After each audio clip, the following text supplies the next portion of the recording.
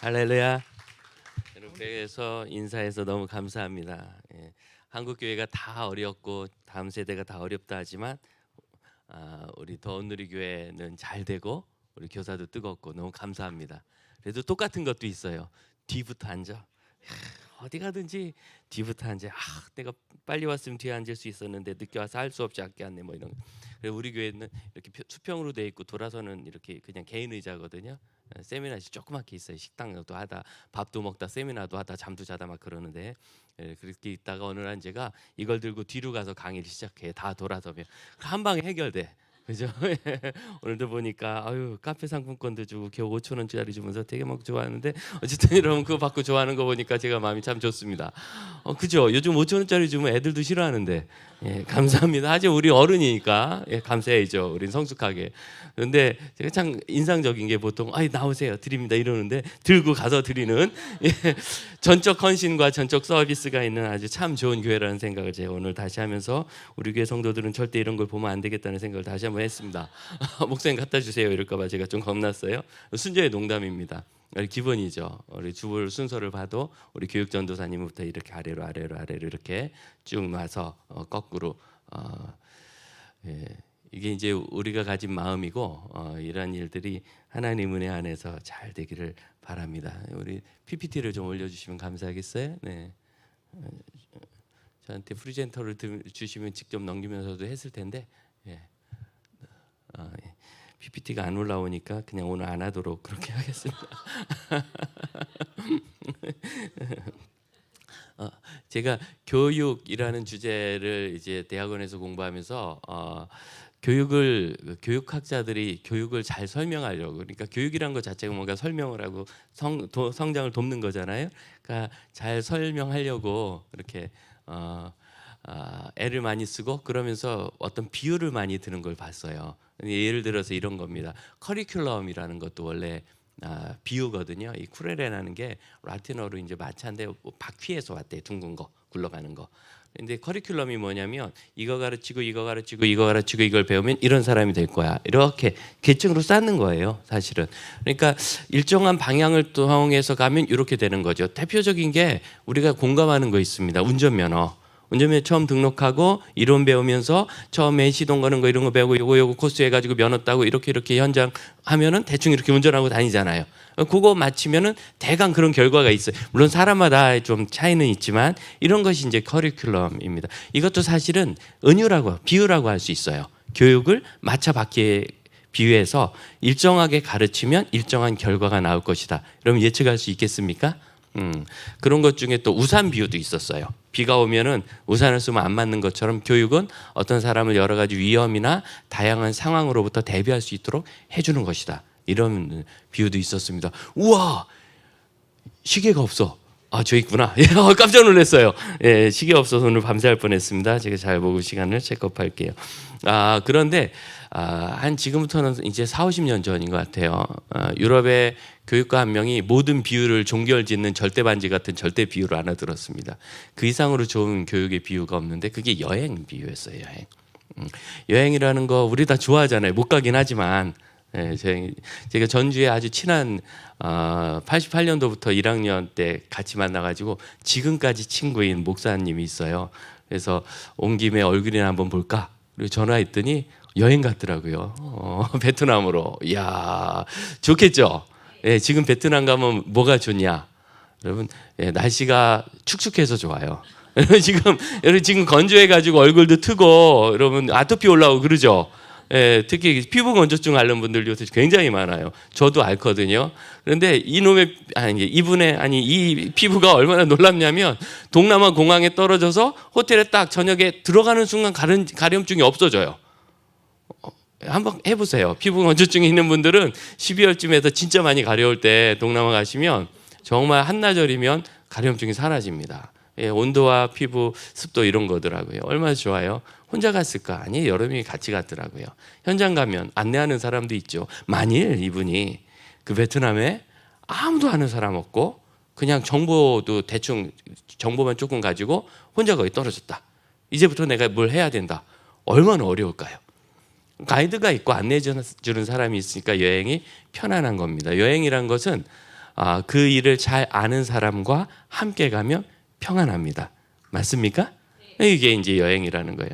저는 제주도 여행을 이제 신혼여행도 저희 반납하고 사역하다가 둘째 아이도 낳고 나서 그리고 나서 몇 년 만이지? 한 5년 만에 그렇게 처음 제주도를 가봤어요. 신혼여행도 그냥 저기 강원도 어디 이렇게 돌아다니면서 앞으로 여기를 저기 사역하게 되면 여기다 기도원 짓자 막 이런 소리 나고 그러고 있다가 갔어요. 누가 좀 보내주셔서 가가지고 갑자기 가게 된 거예요. 교회를 사임하고 한 달 정도 마침 틈이 났는데 집사님 한 분이 목사님 좀 만나요 그러더니 덮어놓고 예약해놓고서 갔다 오라고 그래서 그냥 못 이기는 척하고 가서 행복하게 처음 갔습니다. 신기하대요. 12월에 아무런 예약도 없다가 그 차는 있어야 되겠다 그래서 김포공항에서 제주 렌트카를 예약했어요. 그때만 해도 지금처럼 모바일이 없을 때라서 이제 스마트폰 휴대전화로 대충 전화했더니 언제 오세요? 그래서 1시간 반 뒤에 도착한다 그랬더니 당신 같은 사람 처음 봤다고. 지금처럼 이렇게 빨리빨리 이렇게 되던 시대가 아니라서 그만큼 갑자기 간 거예요. 가서 렌터카를 했더니 그때는 저기 내비게이션 없었고 책자를 하나 주더라고요. 지도가 있어요. 그 지도를 보고 이쪽으로 한번 돌아보자. 와, 막 길이 그렇게 험할 수가 모르는 거죠. 지도에는 멀쩡한 길 같았는데 가보니까 그 동네 사람이나 가는 거지 이거 외지인들이 갈 길이 아닌 그런 길. 그리고 길들이 다 좁고 제주도는 그다음에 멀쩡하게 도로가 돼 있는데 마을 한가운데로 지나가는 길도 있었어요. 돌담 옆으로 해가지고 이 빌린 차인데 이거 긁히면 큰일 난다. 그러다 남쪽에 삼방산 거기 갔습니다. 가보셨죠? 거기 삼방산에 이렇게 올라가면 큰일 나는 거잖아요. 우리 밑에만 봐야지.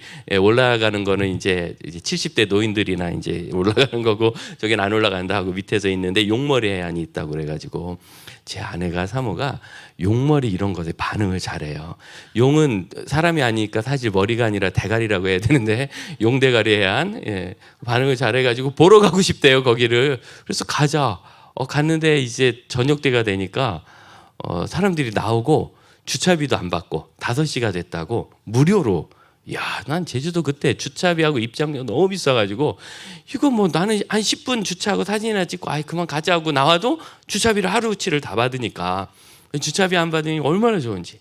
가가지고 물어볼 데는 없지만 이제 대충 이렇게 가가지고 이렇게 보니까 제주도 바위는 웬만하면 다 용대가리 같지 안 생겼습니까? 피카츄 머리 같잖아요. 삐죽삐죽한 게. 그래서 저 멀리 있는 걸 보고 저게 용머리일 거다. 근데 제 아내가 아니다. 저거다 그러더라고요. 이런 때 얼른 따라가야지. 맞다 그거다. 살려고 이렇게 해서 한참 둘이 이제 저게 용의 눈일까 저게 머리일까 이러고 있는데 저쪽에서 시끌시끌한 소리가 나요. 마지막 그쪽을 바라본 팀들이 나오는 건데 그 얘기는 진짜 용 머리님은 저쪽에 있다는 거죠. 그래서 가보니까 일부러 의미 부여하지 않아도 분명한 용 머리, 그 다음에 해안선 절벽이 용 몸 이렇게 딱 이렇게 보이더라고요. 그런 거예요. 가이드가 안내자가 없으면 어떻게든 가보긴 하겠지만 효율적으로 갈 수도 없고 또 위기에 처할 수도 있고 실수도 하고 만일 그분들을 제가 거기 관광하고 오는 분들을 못 만났으면 저희는 지금까지도 용머리는 어디 다른 데 있는 줄 알았을 거예요. 잘못 알게 되는 거고. 이해되시죠? 그래서 교육이란 건 그렇습니다. 특히 기독교 교육은 예수님을 먼저 믿고 신앙생활을 먼저 하고 신앙 안에서 갈등. 한번 여기 여쭤볼까요? 30세 이후에 예수 믿으신 분 30세 이후. 우와, 여러분 정말 대한민국 3%입니다. 우리 박수 한번 해드릴까요? 예. 감사합니다. 그 다음에 초등학생 이후로 예수님 믿으신 분, 중학생 이후 한번 중학생 이후, 요 정도 감사합니다. 그럼 나머지 분들은 거의 초등학생 이전, 초등학생부터 모태, 그렇죠? 초등학생 이전이면 제가 보기엔 모태 신앙과 큰 차이가 없는 것 같아요. 중학생부터 중학생이 교회 다니다가도 안 나와 버리는데 거꾸로 안 나오다 다니신 분은 되게 밖에서 방황을 많이 하든. 제가 중3 때 예수님 만났거든요. 중2 때까지 게임 중독이었어요. 그 옛날에 80년대 게임 중독하려면 정말 진짜 부지런해야 돼요. 집에 PC가 없으니까 열심히 오락실에 가서 죽돌이를 해야 어떻게 되는 거지. 돈은 또 얼마나 많이 들어요. 그래서 순전히 게임을 하기 위해서 신문을 돌렸어요. 신문을 돌려가지고 한 달에 12,000원을 받으면 3일 만에 다 탕진을 하고 그리고 또 일을 가면서 신문을 돌리고 그렇게 한 8개월 했더니 드디어 갤러그 100판을 떼는 실력이 저에게 왔습니다. 갤러그 100판 빼보셨어요? 2시간 20분쯤 걸려요. 갤러그 백환. 예. 갤러그가 통하는 우리 세대가 저는 너무 좋습니다. 이것들 MZ들 이거 서태지도 모르는 것들하고는 얘기하고 싶지 않아요. 갤러그가 통하면 얼마나 좋습니까? 예. 갤러그 백판 깨면 어떻게 되는지 모르죠. 한 판부터 다시 시작해요. 인생 너무한 거야. 너무너무 어머해요. 자, 그런 이제 그래도 우리 여러분 집사님 자녀들이 지금 게임 중독적으로 막 게임에서 벗어나지 못하는 이유는 앞으로 목사님이 되려고 그러는 거예요. 믿음을 가지고 정말 심한 중독, 막 학교 안 가고 그런 애들은 선교사가 돼가지고 케냐나 뭐 이렇게 우간다 막 이런 데로 가게 될 거예요. 제가 농담으로 이런 얘기를 하고 다녔는데 진짜 그런 일이 생겼어요. 제가 섬기던 교회 우리 목사님 아들이 고2 때 자퇴를 했어요. 게임 때문에 중독으로. 얼마나 심한지 아시겠죠? 그래서 필리핀으로 보냈더니 필리핀에서 이놈들이 비슷한 놈들 5명이서 한 학기 등록금을 삥땅 쳐가지고 세부로 튀었어요. 그래서 세부로 가서 거기서 호텔을 잡고 놀았는데 훔쳐간 돈은 2주 만에 끝나고 거기서 이제 일부러 호텔에서 더 잡아놨어요. 그리고 2주가 지난 다음에 한국에 전화해서 당신네 애들이 2주치 반값에 빌렸다. 빨리 데리러 안 오면 팔아넘기겠다. 그래가지고 구출대가 가서 돈 지불하고 구출해서 얼마나 난리인지 아시겠죠? 근데 이 친구도 이렇게 어떻게 사실은 여행하듯이 목사님이 저를 부르시더니 홍 목사가 청년들하고 잘하는 것 같은데 우리 애 좀 돌봐주면 안 될까? 그래서 네, 그럴게요. 그리고서 돌봐주는 게 별거 없어요. 같이 데리고 다니면 돼. 같이 데리고 다니고 제가 못 데리고 다닐 때 우리 청년회장 시키고 청년부 형들 다니고 학교 안 다니니까 시간 많잖아요. 그래서 형들 따라다닌 지 반년 만에 게임 끊고 이렇게 눈이 띄는 현실이 열리니까 사이버 세계에서 빠져나온 거죠. 그리고 안 하고 그 다음에 이제 검정고시 봐서 전문대학 갔다가 4년제 대학 편입했다가 총신 나와가지고 목사님이 돼서 정말 케냐로 갔어요. 마사이들하고 2년 하다가 지금 대전에서 교회 개척했습니다. 다시 오긴 했지만 그래도 농담이 아니더라고요. 예수님은 잘 만나면 돼. 우리 인생이 왜 이렇게 얼굴들이 구겨지세요? 우리 아들 케냐 갈까봐 그러세요? 좋은 거예요. 자, 여행이라는 거. 그런데 여러분 잘 이렇게 한번 해봐요. 어느 날 우리가 여행을 갔는데 날씨가 오늘처럼 상당히 어제처럼 쌀쌀하고 진눈깨비도 나고 눈보라도 좀 바람도 많이 불고 바닥은 살살 얼고 아침에 호텔에 가이드가 와서 우리가 5명 그룹 여행이거든요. 오더니 그러는 거예요. 오늘 눈이 좀 쌓이고 그래가지고 너무 미끄럽고 위험하고 가봐야 춥고 그러니까 여러분 따뜻한 호텔에 쉬고 계세요. 제가 가서 보고 대표로 보고 와서 다 설명해 드릴게요. 이런 여행은 안 가잖아요. 추워도 그 근처까지라도 가보고 갈 만한 데까지는 가죠. 근데 지금 교회에서 하는 우리 교회 교육 여행은 마치 그런 가이드 같아요. 예를 들어서 기도를 배워요. 기도 뭐 배워요? 기도는 예수님께서 가르쳐 주신 것이고 하나님과 대화하는 것이고 쉬지 말고 해야 되는 거고 기도의 5손가락 하나님 아버지 감사합니다. 용서해 주세요. 이것저것 저에게 주세요. 그 다음에 마지막 하나 남으니까 할 수 없이 예수님의 이름으로 기도합니다. 아멘. 그래서 5손가락 이렇게 가르쳐서 해봐. 하나님 아버지 감사합니다. 용서해 주세요. 그래 그런 식으로 기도하면 돼. 됐어. 이걸로 기도 공부가 끝나.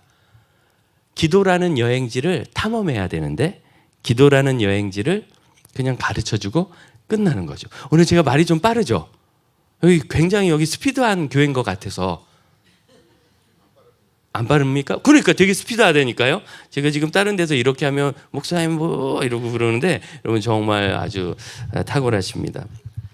그래서 기도라는 여행지를 우리가 이제 가이드를 했으면 이론 공부를 했으면 같이 가봐야죠. 금요기도에 나오자. 특세하자. 기도원도 가죠. 요새는 이제 기도원 운동이 없지만 제가 교회 학교 한참 할 때만 해도 아이들 데리고 기도원도 좀 갔어요. 인생은 경험이다. 기도원 경험. 기도원이 뭐예요? 기도만 하는 그런 수양감 비슷한 게 있어. 그러면 아이들이 신기해요. 어떻게 기도만 할 수 있지? 죽지 않을까? 이러면서 이제 따로 거기 갈 때는 꼭 이렇게 저기 치킨 패키지 이런 거 있죠. 이런 거 가지고 가서 잘 놀아야 돼. 잘 먹이고 애들이 먹고 싶어 하는 거. 왜? 어려운 일을 시키니까 뭔가 좀 위로가 돼야 되지 않겠어요? 기도원 가면 위로가 안 되잖아요. 중학생들이. 그러니까 이제 치킨 먹고 위로를 받고 가서 기도하면서 시험 들지 말라고. 가서 하고 거기서 주무시는 분들, 어려운 분들, 사연, 뭐 중병 걸리신 분도 계시고 고맙습니다, 목사님. 이런 거 있잖아요.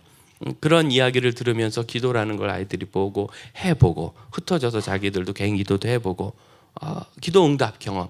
초등학교 4학년 아이들을 제자훈련할 때였는데 한 아이가 이제 기도에 대해서 배우고 같이 이제 일주일간 기도할 제목들을 정하기 시작했어요. 근데 한 아이가 자기는 떡볶이를 먹어보는 게 비전이다, 꿈이다. 야, 너희 부모님이 그때 이 부모님 두 분 다 공장을 운영하셨는데 뭐 양말 같은 거 만드는 공장 같이 일을 하러 가니까 맞벌이가 여러분 우리나라에서 맞벌이 부부가 다 일하기 시작한 건 IMF 이후입니다. IMF 이전에는 10%가 안 됐어요. 그런 경우가 여성들은 되게 계셨고 남자들만 일해서 먹고 살았는데 이 구조가 무너진 게 IMF예요. IMF. 그래서 그때까지만 해도 제가 가르치던 아이들 뭐 3, 4학년 100명 중에서 부모님이 다 일하시는 아이는 정말 10명이 안 됐어요. 예. 근데 이 아이가 그런 아이 중에 하나였어요. 그러니까 부모님이 미안하니까 그때 돈으로 매일 1,000원씩을 주고 가시는 거예요. 그럼 1,000원이 굉장히 큰 돈인데 아이들이 먹는 이 떡볶이 1인분이 200원이었거든요. 야, 너 그거 5개는 먹을 수 있는 돈이잖아. 근데 이 아이가 이제 게임 중독인 거죠. 그래서 늘 오락실. 그럼 그때도 퍼스널 컴퓨터는 그렇게 보급이 안 돼 있었고 있어도 게임이라는 게 지뢰찾기하고 카드 뒤집기밖에 없었어요. 컴퓨터로 할 수 있는 게임 뭐 오목 뭐 이 정도. 그러니까 그런 거는 게임 중독 안 걸리죠. 사실은 이제 스타크래프트라는 이러한 사이버상의 네트워크가 되는 게임들이 되면서 이제 문제가 터진 거지. 그러니까 다 오락실이에요, 오락실 게임장. 가서 그 1,000원을 다 거기다 쓰는데 다 안 쓰려고 하지만 절제가 안 되는 거죠. 그래서 전도사님 자기는 그래서 같이 기도해 줬어요. 일주일 동안 기도하자. 그 다음 주에 제자훈련 시간이 됐는데 이 아이가 일찍 와서 기다려요. 뭔가 좋은 일이 있는 거죠. 기도응답을 나누는데 기도의 경험을 나누는데 자기 응답받았다고. 어떻게 됐니? 일주일 동안 500원만 썼대요. 1,000원 받아서. 그래서 50% 응답이다 그랬어요. 자, 사실은 이것이 실천적으로 적용이 되면 진도를 점수화할 수 있어요. 여러분 학교에 가서 수업을 하면 뭔가 성적 이런 게 나오잖아요. 비슷한 거. 예, 성취도 이런 게 있잖아요. 그런 것을 너무 두지 않으면 아이를 지도할 수 있는 길을 찾기 어려워서 사실 필요한 건데 우리가 이 성취도를 가지고 서로 경쟁을 시켜서 문제인 거지. 예. 그러니까 이 아이가 그때 기도를 하고 이 주제에 대해서 내가 절반 정도는 정말 응답받았구나. 그런데 이 50%라는 이 평가가 이 친구를 움직였어요. 자기도 100% 해보고 싶은 거죠. 그래서 3주 만에 이 아이가 정말 오락실을 끊는 역사가 일어났죠. 그러니까 기도라는 여행지를 배웠으면 기도라는 여행지를 같이 가봐야 돼요. 같이 다녀보고 실패도 하고 가다가 못 가기도 하고 그리고 우리가 해봤기 때문에 조금 더 효과적인 길을 보여줄 수 있고 저렇게 하면 저기로 가면 안 나온다 이거죠. 그 길로 가면 안 된다 이런 것도 가르쳐 줄 수 있어요. 그래서 교육을 여행이라고 비유하는 거를 저는 정말 너무 좋아합니다. 지금 이야기를 들으시면서 좀 공감이 가십니까? 다음 그림 보여주실래요? 사실 우리가 오늘 하고 싶은 건 이겁니다. 2차의 문제를 아시겠죠? 굴러가야 되는데 뛰어간다는 게 문제입니다. 오늘 교회 학교 교사들이 각 교회에서 교사 세미나를 하면 늘 부탁하는 주제가 뭐냐면 교사들의 헌신에 대해서 강조를 해주시고 헌신에 대해서 교육을 해달라고 그래요. 그러니까 무슨 소리냐면 교회 리더십들이 우리 교회 학교가 이렇게 좀 조금 더 잘 될 수 있는데 부족한 건 뭐냐? 교사들의 헌신이 좀 부족하기 때문이 아니냐. 옛날처럼 신방도 가고 아이들 불러가지고 뭐도 하고 막 이런 생각을 하면서 헌신을 얘기하는데 제가 보기엔 여러분 헌신 진짜 많이 해요. 오늘 여기 월요일날 저녁에 여기 왔잖아요. 화요일, I'm sorry. 제가 지금 날짜도 몰라요. 이틀째 집회하느라고. 그리고 화요일날 저녁에 여기 이렇게 왔는데 여러분 이런 헌신이 어디 있습니까? 지금 우리 오늘의 교회 주일날 오는 1,500명 중에서 이 자리에 와서 이렇게 평일 저녁에 물론 다른 일도 할 수 있겠지만 또 좀 길어요. 오늘 90분 강의래요. 저도 와가지고 깜짝 놀랐어요. 90분 하라고 그래가지고. 원래 알고 오셨습니까? 2시간인 줄 알아요. 할렐루야. 예. 아주 너무 행복하고 계십니다. 목사님. 네. 찬양 시간 합해가지고 2시간인가 보다.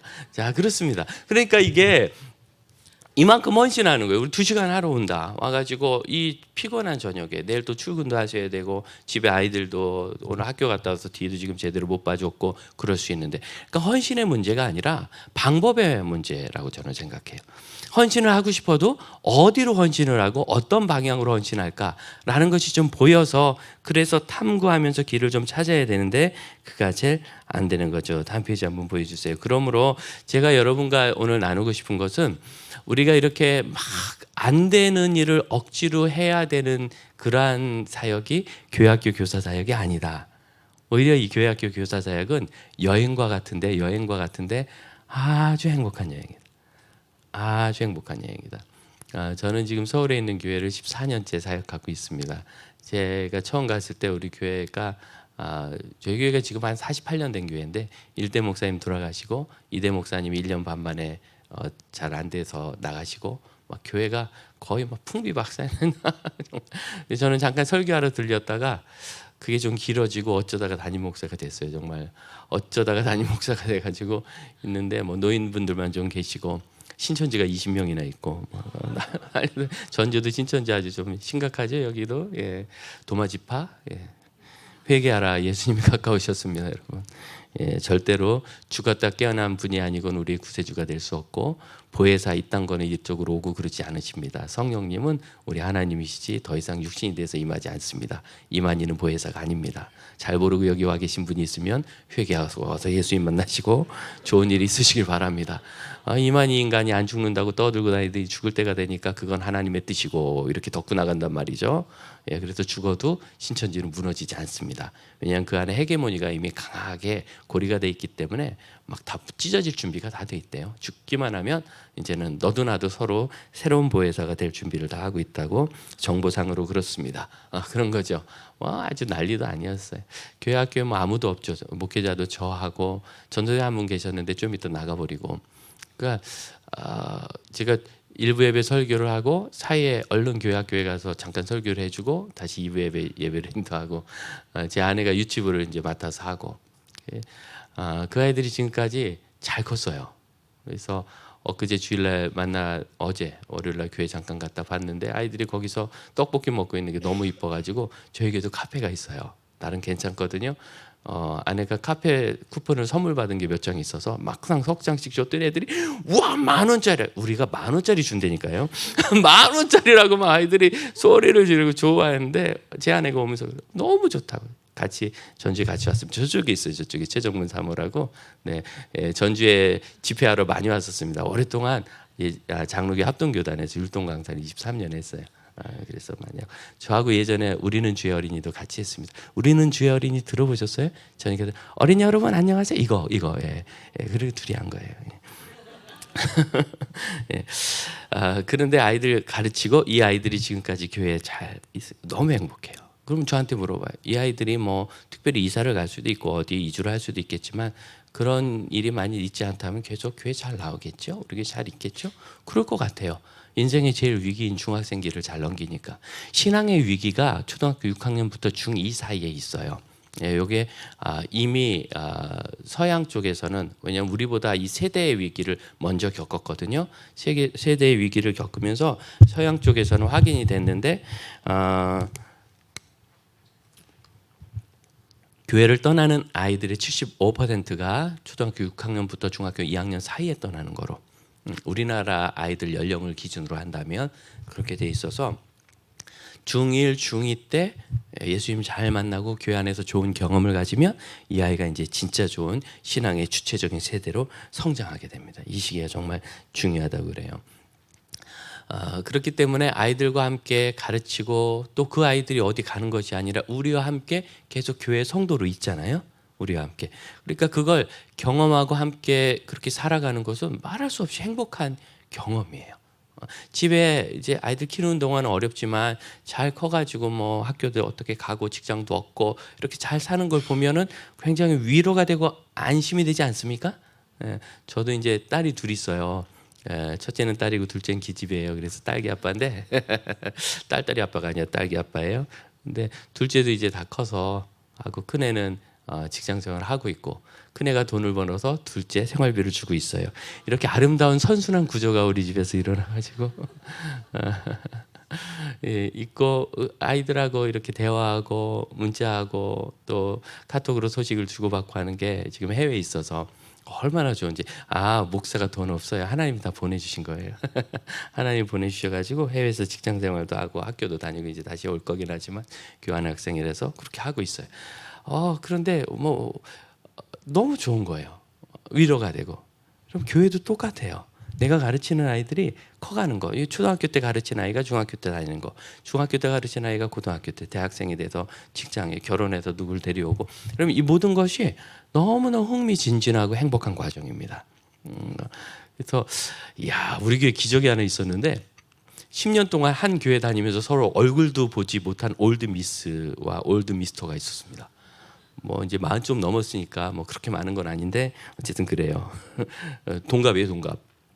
그래서 아무래도 쟤들 둘은 서로에게밖에 비전이 없겠다 싶어가지고 저희가 이제 한번 만나보라 그랬더니 서로 만나고 안 맞는데 한 번 만나고 그래서 5번은 만나는 거야. 사모가 꼬드겨가지고 만났는데 5번째 마음이 통했어요. 5번째 결혼해가지고 지금 2년째 한 번도 싸운 적이 없어요. 둘 다 성격이 좋아요. 근데 왜 결혼을 못했을까? 뭐 인생은 그런 거죠. 짝이 있는 거지. 그리고 이제 그때 그 두 사람의 결혼이 온 성도들에게 되게 큰 기쁨이 됐어요. 그래서 우리가 같이 비전을 품었습니다. 우리 1년에 열상 한번 해봅시다. 교회 안에서 열상 결혼. 근데 2024년도에 지금 8쌍이 줄 서 있어요. 예식장 예약까지 끝나 있어요. 현재 8쌍. 괜찮죠? 네. 그러니까 이런 것들이 되게 행복해 보입니까? 너무너무 행복한 게 교회의 교육사역이에요. 우리가 효율적으로 뭐가 효율일까? 그러면 일반 직장이라면 결과를 잘 낼 수 있는 것이 효율이라고 하겠지만 교회라면 교회다운 것이 제일 효율적이라고 좀 믿습니다. 교회다움이라고 생각하시면 우리가 어떻게 말을 하고 어떤 일을 함께하고 어떤 일을 추구할지가 사실은 쉽게 나와요. 왜냐하면 교회는 그렇게 복잡한 곳이 아니에요. 제가 어떤 강의를 하고 그럴 때 물어봐요. 목사님 어떤 강의를 해주시겠습니까? 그래서 교회 필요한 게 뭐예요? 물어보면 되게 이상하게 생각해요. 뭐 다 할 수 있다는 얘기예요? 요청하면 다 할 수 있다는 얘기예요? 그럼 저는 너무 겸손하게 얘기합니다. 당연히 다 할 수 있죠. 왜? 여러분 교회는 그렇게 복잡한 것이 아니에요. 빤해. 제가 오늘 여기 이렇게 오기 전에 틀림없이 알고 있었어요. 뒷자리부터 앉을 거라는 거. 교회는 빤해요. 다만 이제 우리 더운누리 교회를 제가 오기 전에 약간 서치해보고 이 교회 선생님들은 굉장히 활기차고 적극적일 것이다 이렇게 생각했어요. 하지만 뒷자리에 앉을 것이다. 그것과 아무 상관없는 거지. 많아요. 구조가 그렇기 때문에 교회답게 한다라는 이 전제만 우리가 안에 잘 가지고 있으면 무엇을 할지는 너무 쉬워요. 근데 그런 것이 없이 어떻게든 교회 학교를 해야 되는데 하니까 바퀴를 타고 굴러야 되는데 달려가는 거죠. 제일 먼저 해야 될 것, 우리가 행복한 교사가 되기 위해서 다음 거 보여주시겠어요? 무엇을 해야 될까? 그러면 기독교 교육에 한 번 더 눌러요. 옳지. 기독교 교육의 이유를 좀 찾아봐야 돼요. 그럼 1페이지 보면 기독교 교육의 두 목표를 제가 썼습니다. 요한복음 10장 10절의 하반절, 내가 온 것은 양으로 생명을 얻게 하고 더 풍성히 얻게 하려 함이라. 자, 그렇죠? 자, 그러면 생명이라는 것을 얻고 더 풍성히 얻는다. 이게 상당히 은유적인 표현이에요. 왜냐하면 예수님과 성도, 예수님과 사람과의 관계를 목자와 양으로 이미 비유를 했죠. 그러니까 생명을 얻는다는 것과 풍성히 얻는 것도 상당히 은유적이고 비유적인 표현이라 이렇게 생각할 수 있어요. 그럼 여기서 넘어가서 한 번 더 나가 봅시다. 예수님이 오신 것은 생명을 얻고 풍성히 얻는다. 그럼 디모데후서 3장 16절 17절 성경을 우리가 공부하는 은유. 모든 성경은 뭐 이런 거죠. 그래서 이는 하나님의 사람으로 온전케 하며 모든 선한 일을 행할 능력을 갖추게 하려 함이라 이렇게 돼 있어요. 옛날 성경은 하나님의 사람으로 온전케 하며 모든 선한 일을 행하기에 온전케 하려 함이라 이렇게 얘기를 했어요. 왜 그러냐면 이게 헬라어 표현이 온전하다라는 단어에 다 걸려 있어서 그래요. 그러니까 충분하게 완성되었다. 다 이루었다. 굳이 얘기한다면 그런 종류의 단어 두 단어가 있고 거기에 하나님의 사람이 완전해지고 모든 선한 일을 행할 능력에 대해서 완전해진다. 이런 표현이에요. 그래서 모든 선한 일을 행하기에 온전하게 됐다라는 거죠. 그럼 다시 정리해봐요. 예수님이 오신 것은 생명을 얻고 풍성히 얻는 거예요. 성경을 우리가 공부하는 이유는 하나님의 사람으로 완전해지고 선한 일을 행하기에 완전해지는 거예요. 그래서 저는 이걸 위에서 아래로 한번 그어봤어요. 그러면 예수님은 생명을 주시는 분이고 성경은 하나님의 사람으로 온전케 되는 거예요. 느낌이 오죠. 예수님을 믿어 생명을 얻고 구원이죠. 이 구원을 우리가 어떻게 하는가? 성경을 통해서 알아요. 어린이 방송을 제가 17년 반을 했는데 마치고 나서는 지금 전도 사역을 좀 오래 했어요.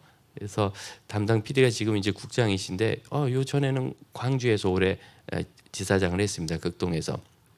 그분이 전도에 관해서 논의해가지고 전국 처음으로 극동방송 처음으로 전국을 연결해서 동시 생방송을 1년 반 정도 한 적이 있는데 월화수목금 6시부터 8시까지 제일 핫한 타임에 매일 이렇게 이슈를 좀 달리해서 월요일 저녁은 저희가 전도에 관해서 복음에 대해서 그런 이야기를 좀 나눴어요. 나누는데 늘상 강조하는 게 그겁니다. 구원의 확신, 구원의 확신. 여러분 구원의 확신이 없다고 구원 못 받은 건 아닙니다. 구원은 믿음으로 받는 거지 확신으로 받는 게 아니에요. 구원은 예수를 믿는 자에게 구원을 주시는 거지 확신하는 자에게. 그런데 여러분 확신이라는 단어를 붙이는 그 순간 믿음이 흔들리게 돼 있어요. 자, 예를 들어서 여러분 남편을 딱 볼 때 이 남자가 정말 나를 사랑하고 나를 아내로 존중하는가? 라고 정말 확신하세요? 그럼 좀 어렵죠. 그런 줄로 믿는 거지. 그러니까 사는 거죠. 확신한다 그러면 결혼 못 해요. 세상에서 확실한 게 어디 있어? 그래서 확신이라는 것 자체가 우리에게 문제를 일으켜요. 그런데 재밌죠. 그냥 믿어요. 믿어. 그러고 나면 그 다음부터 확신이 되는 거예요. 믿음이 저절로 확신이 되는 거예요. 자, 예수님이 나의 죄를 용서하신 것을 내가 믿어. 그럼 이제 문제가 없죠. 진짜 확신해? 라고 물어보면 이게 뭐야 싶은 거예요. 왜? 우리는 늘 흔들릴 수 있거든요. 그럼 그 순간 내가 확신이 없나 보다. 그래서 구원의 확신이 흔들리게 돼요. 구원 자체가 흔들리게 돼요. 그래서 이 확신이라는 것은 확신에 대한 스트레스가 없어요. 확신이 생겨요. 그래서 구원파가 잘 되는 이유가 그겁니다. 막 이런 거 확신에 대한 믿음에 대한 얘기를 들으면 내가 맞아요. 그런 것 같거든요. 근데 집에 갔는데 가다가 뭔가 기분이 나쁘고 우울해지고 내 확신이 흔들리는 거 아니야? 그럼 다음날 그 집회 또 가야 돼요. 가서 또 다시 그걸 들어야 돼. 나중에는 어떻게 되느냐? 아예 흔들리는 것 자체를 부정하고 인지하지 않고 내 생각과 내 자아로부터 지워버리는 작업이 내적으로 진행이 돼요. 그래서 구원파의 구원관이 가지고 있는 가장 큰 문제는 확신에 대한 억지스러운 강조예요. 그런데 여러분 이런 게 있습니다. 한 번은 여의도 성공교회 권사님이었는데 제가 정말 요새 구원을 못 받은 것 같대. 옛날에는 받은 것 같았는데 그래서 너무 걱정스럽대. 왜요? 요새는 옛날처럼 마음이 뜨겁지도 않고 뭐 그런 거 아시죠? 그랬대요. 그렇구나. 왜 그렇게 그런 걸 걱정해? 그랬더니 나 꼭 구원 받아야 되잖아요. 그럼 정말 구원을 귀하게 생각하는군요. 네, 그럼 그게 믿음이지. 구원을 내가 귀하게 생각한다는 것은 예수님에 대해서 정말 진심이란 뜻이죠.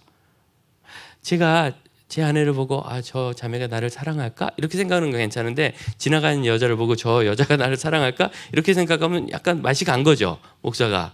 그거 아닌 거예요. 왜? 그 여자는 나에게 아무것도 중요한 의미가 없어요. 아무 상관이 없어요. 하지만 제 아내는 저에게 너무너무 중요한 의미가 있는 거예요. 그러니까 이 아내가 나를 사랑하고 내가 아내를 사랑하는 건 굉장히 중요한 거죠. 마찬가지예요. 내가 이 구원을 그렇게 소중히 여기고 구원받고 싶은 간절함이 없다면 내가 그렇게 구원받았나를 의심하지 않겠죠. 그래 없다면. 그러나 그걸 너무 소중하게 생각하고 영생에 대한 확신이 나에게 중요하니까 그래서 이 구원에 대해서 고민을 하는 거예요. 구원에 대해서 고민을 하는 것 자체가 구원을 받았다는 증거입니다. 내가 소중히 여기니까. 이해되세요? 네. 그래서 구원을 확신해야 된다라고 이야기하는 것이 성도를 억압할 수 있어요. 교사들이 이 부분을 잘 알아야 합니다. 잘. 쉽게 얘기하면 우리 아이들이 되게 보면 구원 안 받은 애 같은 거예요. 교회 와가지고 막 어제 오륜교회 가서 그 어린이도 다니엘 기도를 같이 해요. 부모님이 하니까 그냥 깍두기로 하는 거죠. 애들이 모여가지고 와 제가 그랬어요. 전 거의 담당 목회자한테 포기했군요. 그랬더니 그렇대. 아이들이 왜냐면 유치부터 6학년까지 때려서 600명 넣어놓으니까 그리고 교사들은 또 안 와. 왜? 교사는 거기 가야 되지, 본당에. 그러니까 정말 선별되고 억지로 남겨진 몇 사람, 그러면 남아가지고 애들 그냥 대충 줄이나 세우고, 근데 열심히는 하세요. 어떻게든 해보려고 애쓰시는데, 그래서 작년에도 한번 가보고 제가 한 두어 가지 코칭했는데 그걸 잘 해놨더라고요. 이제 요 다음에는 꼭 유치부하고 아니면 1학년까지는 꼭 다른 걸 좀 해라. 대개 7시 전에 와요. 끝나는 건 10시고. 유치원 아이들 3시간이면 하루 수업입니다. 그럼 어떻게 하겠어요. 그리고 언어 자체도 거기다 다 맞춰주기 어렵고 그런 거죠. 근데 아이들이 그렇게 거기 나와서 그냥 애를 쓰고 그렇게 하고 있단 말이죠. 제가 보기에는 아무도 구원 안 받은 것 같아. 다 이러고 하고 막 떠들고 아니요 막 이러고 확 그냥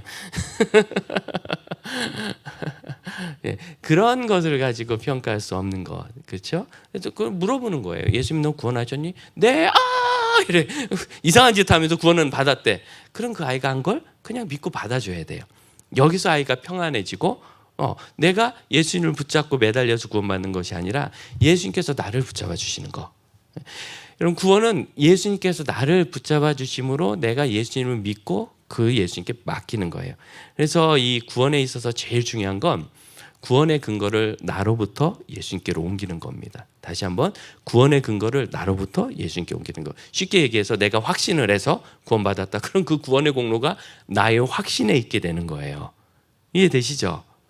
또 내가 어떤 신앙적으로 이렇게 성숙해서 구원을 받은 증거다. 그러면 나의 성숙이 구원의 근거가 되는 거예요. 그게 아니라 내가 흔들릴 수도 있고 의심스러울 수도 있지만 예수님이 나를 사랑하시고 나를 구원하셔서 내가 예수님을 고백할 때 구원하신 그 사실을 믿고 나의 구원 자체를 예수님께 의지하는 거예요. 이해되시죠? 나의 구원 자체를 예수님께 의지하는 것. 이게 이제 구원에 있어서 제일 중요한 것. 예수님을 영접한다는 것에 중요한 5가지 의미가 있는데 다 이해하지 못해도 첫 번째 거 이게 제일 중요해요. 신뢰의 대상을 옮기는 것. 그럼 지금 의자에 앉아 계시군요. 편안하세요? 의자에 앉아 있으니까 혹시 그 의자 부러질까 봐 걱정은 안 되세요? 만일 이것이 부러질까 봐 걱정된다면 대충 여기 연세 볼 때 부러져서 쾅 떨어지면 척추 디스크가 어떻게 되겠습니다. 편하게 이렇게 못 앉아 있겠죠. 약간 힘을 주고 되게 불편할 거예요. 그러니까 여러분 의자가 있다고 해서 편안하지 않아요. 내가 의자를 믿고 내 몸을 거기 맡겨야 편안하죠. 구원도 똑같아요. 내 구원을 예수님께 맡겨야 그때서 편안하고 안심이 되고 예수님과 나와의 생명력 있는 관계가 시작돼요.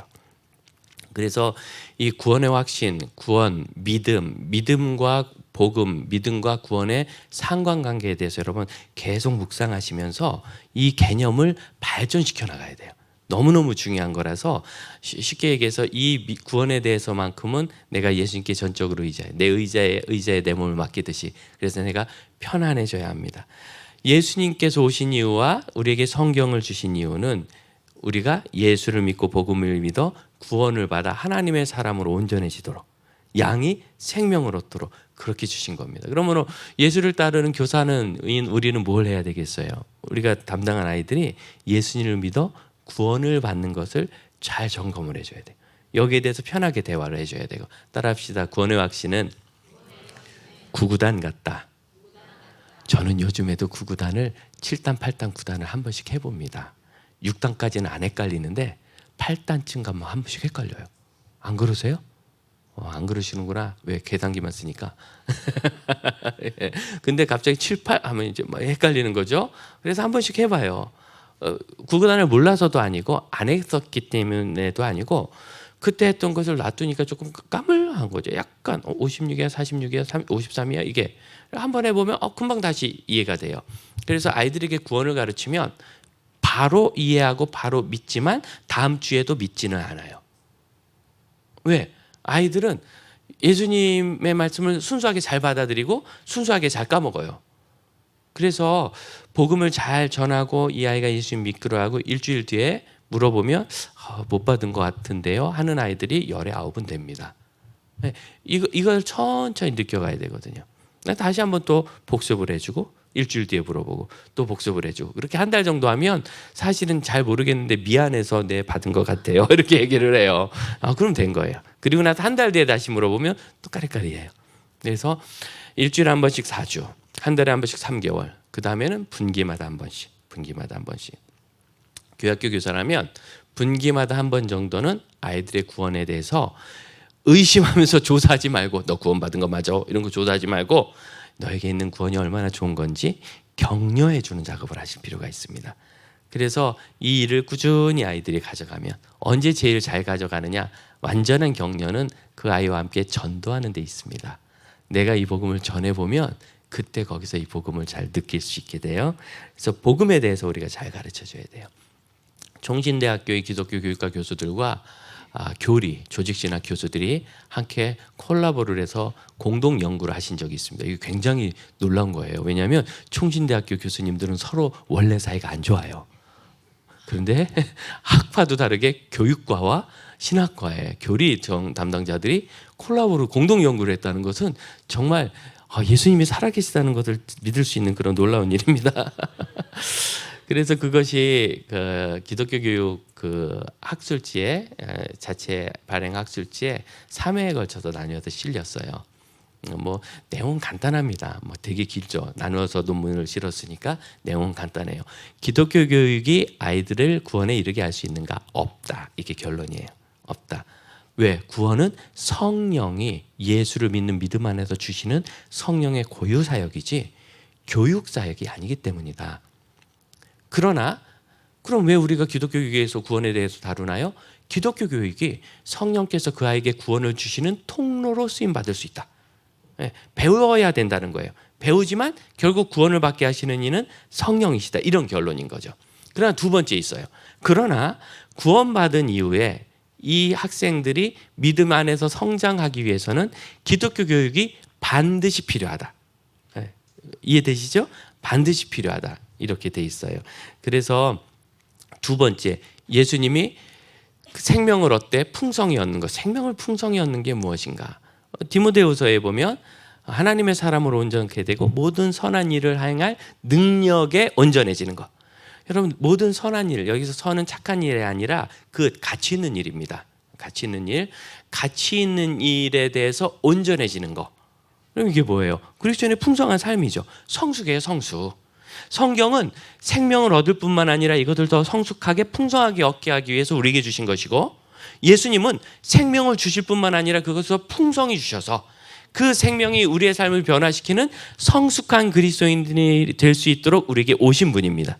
그러니까 기독교 교육의 두 번째 목표는 예수님을 우리가 배워서 예수의 삶으로, 예수의 가르침으로 우리가 가치 있는 삶을 풍성히 살아서, 가치 있는 삶을 풍성히 살아서 복음과 구원과 영생 안에 있는 이 풍성함을 현실에서도 누릴 수 있게 도와주는 것.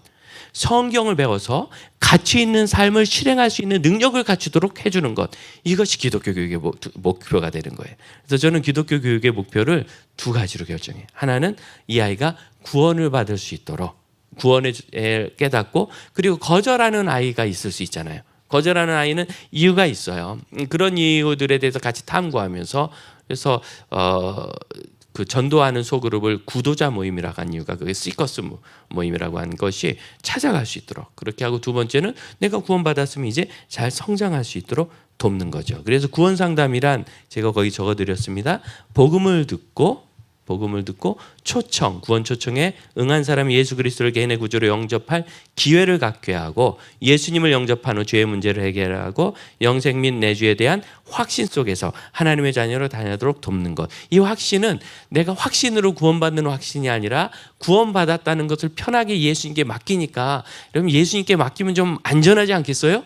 예수님이 잃어버리시겠습니까? 나는 아버지께 내게 주신 사람을 단 하나도 잃지 않겠다, 이거죠. 그래서 확신 속에서 자랄 수 있습니다. 다시 복음을 듣고 초청에 응한 사람이 영접할 기회를 갖게 하고, 예수님을 영접한 후에 내 주에 대한 확신 속에서 하나님의 자녀로 자라도록 돕는 것. 이렇게 하면서 제가 생각했어요. 다시는 가로놓기 강연을 만들지 않겠다. 그래서 뒤로는 없습니다. 이런 여행을 이제 우리가 나가게 될 겁니다. 여행을 가려면 좀 쉬어야 되니까 10분간 쉬었다가 40분에 이어서 하도록 하겠습니다.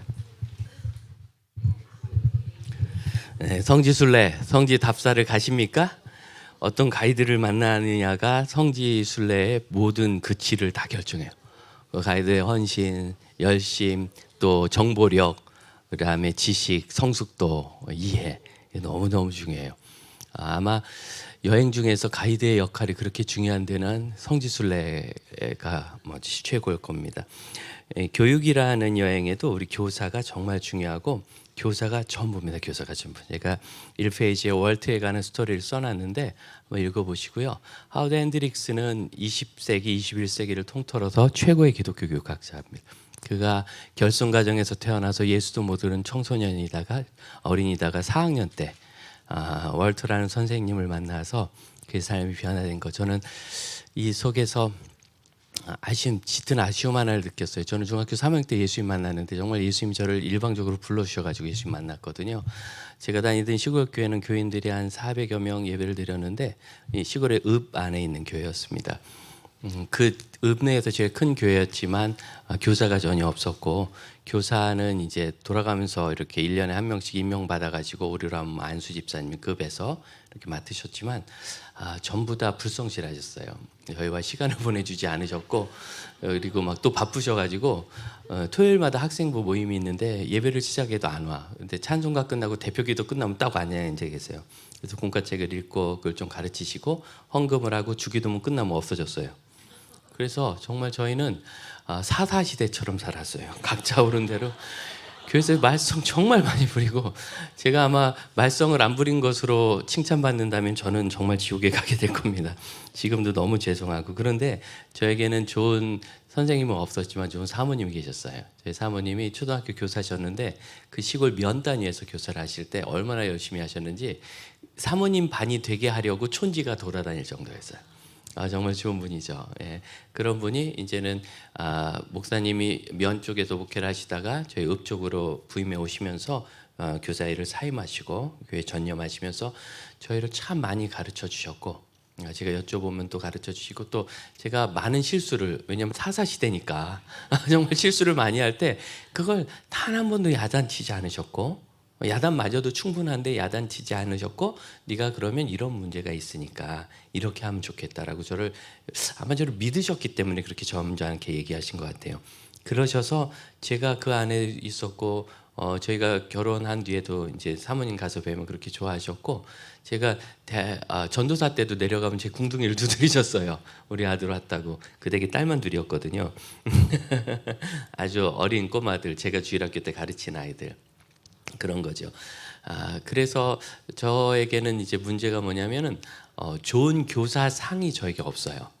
제가 고등학교 졸업할 때까지 그 교회 다니면서 저렇게 아이를 섬기고 사랑하는구나 하는 것을 제가 보고 배운 것이 없는 거죠. 좋은 교사상. 이건 너무나 치명적인 문제인데, 이 시대의 아버지들이 가지고 있는 가장 큰 문제잖아요. 좋은 아버지와 관계 맺는 법을 몰라요. 그러지 못해서. 그럼 어떻게 해야 되느냐? 그러면 저기 미국 드라마 이런 거 미드 중에서 로버트 레드포드 이런 사람들 나오는 거 있잖아요. 약간 기름지면서 그러니 이런 아버지 나오는 걸 보면서 저렇게 하는 거구나 하고 배우시면 돼요. 약간 아이디어란 아버지이긴 하지만 사실은 아이디어라기 때문에 아이디어란 행동을 하는지, 아이디어란 행동을 하다 보니까 조금 더 괜찮아졌는지 우린 구분할 수 없어요. 그렇게 해서 배워가면서 세대를 변화시켜 나가는 일이 우리에게 있어야 되고, 우리 더 온누리 교회는 사실은 개척교회 아닌 개척교회잖아요. 누가 봐도 이거는 구축교회인데 신축교회 같아. 개척교회, 신축교회죠. 그렇기 때문에 지금 전통을 한 켠씩 쌓아나가는 과정이고, 어떤 면에서는 약간 좀 뭘까요? 이렇게 감자탕처럼 이것저것 집어넣어가지고 다 끓인 거예요. 그래서 감자탕에 감자를 넣냐 마냐 가지고 노력 많이 하던데, 그런 게 많이 들어있어서 같이 어우러져야 되는 과정이기 때문에 여기서는 정답을 찾기보다는 사실은 우리 교회에 필요한 것은 교사 선생님들 각자가 정말 좋은 교사는 무엇일까를 한번 머릿속으로 떠올려보고, 어렵지 않아요. 제가 아버지가 되기 위해서 좋은 아버지가 나오는 롤 모델을 보여줄 수 있는 그런 영화를 보시라고 했을 때 그 드라마에서 뭘 배우겠어요? 별거 없어요. 약간이거든요. 근데 그 이미지가 아버지 됨을 바꿀 수 있어요. 똑같아요. 우리가 어떤 교사할까 하는 것도 그냥 생각만 해봐도, 상상만 해봐도 어떤 선생님이 있으면 좋을까. 그래서 그걸 우리가 하나씩 실천해 나가서 어떻게, 여러분 15년 뒤를 준비해야 돼요. 나에게 배운 아이가 이런 좋은 교사상 속에서 자라서 우리 교회의 새로운 교사가 되는 것. 예, 그러면 그때 굉장히 강해집니다. 과천에 있는 교회인데 교인은 한 400명 정도 모여요. 전교인 수련회를 간대 뭐 400명이니까 전교인 수련회는 500명이 와요. 이해되십니까? 목사님이 43년을 담임 목회하셨거든요. 그러니까 거기서 자라서 이제 뭐 결혼하고 멀리 갔던 애들이 전교인 수련회 때 그 교회로 휴가를 다 와요. 그래서 전교인 수련회는 더 많이 와요. 그게 이제 교회가 건강하게 자란 전통입니다. 지역 교회가 된다는 거. 그러니까 어떤 그 모빌리제이션을 하는 이렇게 굉장히 확장적이고 우리 더운누리 교회처럼 새로운 사역을 시도하고 이런 걸 만들어가는 것은 그것은 교회가 운영되는 형태지만 교회의 존재와 가치와 무게는 그 중심 안에서 세워진 교육과 교육, 세대에서 세대로 이어지는 이 일에 있어서 제일 중요한 요소가 바로 여러분입니다. 교사. 우리가 이 일을 하지 않으면 더 이상 그런 상황이 이제 건강하게 되지 않을 거예요. 이 페이지에 제가 코로나19 상황에서 고민들을 좀 적어봤어요. 지금 포스트지만 사실은 이 고민이 계속 이어지고 있죠. 나는 어떤 역할을 해야 되는가? 그리고 적지 않은 아이들이 이제 교회 와도 될 법한데 학교는 다 가는데 온라인으로 예배하겠다고 부모들도 그렇고 특히 불신 가정의 자녀들 새신자가 왔는데 만날 방법도 없다. 불신 가정의 자녀들 그리고 연약한 가정 지금 교회 학교가 전국에 있는 모든 교회 학교가 다 분위기가 좋아요. 말썽꾸러기들이 다 없어졌어요. 예배 잘 드리는 애만 남았어요. 지난 여름 캠프를 3년 만에 했잖아요. 제가 갔는데 첫날부터 아이들 분위기가 너무 좋은 거예요. 1000명이 모였는데 청소년들이 야 내가 오늘 설교를 잘했나 봐. 그래서 나중에 보니까 안 좋은 애는 다 죽었어요. 좋은 애만 왔어요. 좋은 애만. 걔들은 정말 그냥 나와서 그냥 찬양 좀 해요. 그럼 지네끼리 찬양하면서 은혜 받아가지고 울 애들이에요. 그런 애들만 모인 거예요. 그래서 지난 여름 캠프를 마치고 이제 각 교회 지도자들과 관련된 포럼에서 제가 계속 얘기했어요. 지금 교회 아이들의 물이 바뀌었습니다. 뭐 숫자가 좀 줄고들고 이건 중요한 게 아니라 계속 우리 교회에서 우리 눈을 사로잡아왔던 훌륭한 애들이 아니죠. 누구의 눈을 사로잡죠? 말썽 부리는 애들, 안 들어오는 아이들, 떠드는 애들, 예배 시간에 설교 안 듣고 까부는 애들, 이런 아이들이 계속 우리 눈에 띄어요. 그래서 교회학교 교육이 어떻게 됐느냐면 이렇게 하향 저질 평준화가 됐어요. 하향 저질 평준화. 쉽게 해야 돼. 이렇게 쉽게. 왜? 좀 어려우면 걔들 안 들으려고 하니까. 재밌게 해야 돼. 재밌게. 짧게 해야 돼. 이게 무슨 약간 코미디 프로 같아요. 쉽게 재밌게 짧게. 교회답지 않아요. 그럼 교회는 쉽고 재밌고 짧지 않습니다. 행복하고 의외로 꽤 길고 의미 있습니다. 그래서 지금 교회에 닿을 수 있는 찬스가 왔다 그랬어요. 말썽꾸러기들이 없어진 게 속상하다. 당연히 속상한데 어떻게 하겠어요? 내가 손가락을 잃어버리면 잃어버린 손가락을 쳐다보고 살겠어요? 남은 손가락으로 할 수 있는 일을 찾아야죠. 지금 옛날처럼 교회 교육하지 말고 이제는 길고 이제는 아주 의미 있고 은혜롭고 그래서 행복해지게 하라고 방향을 바꿀 때가 되었다고. 그리고 교회가 여기서 체질을 건강하게 하면서 계속 전도를 해야죠.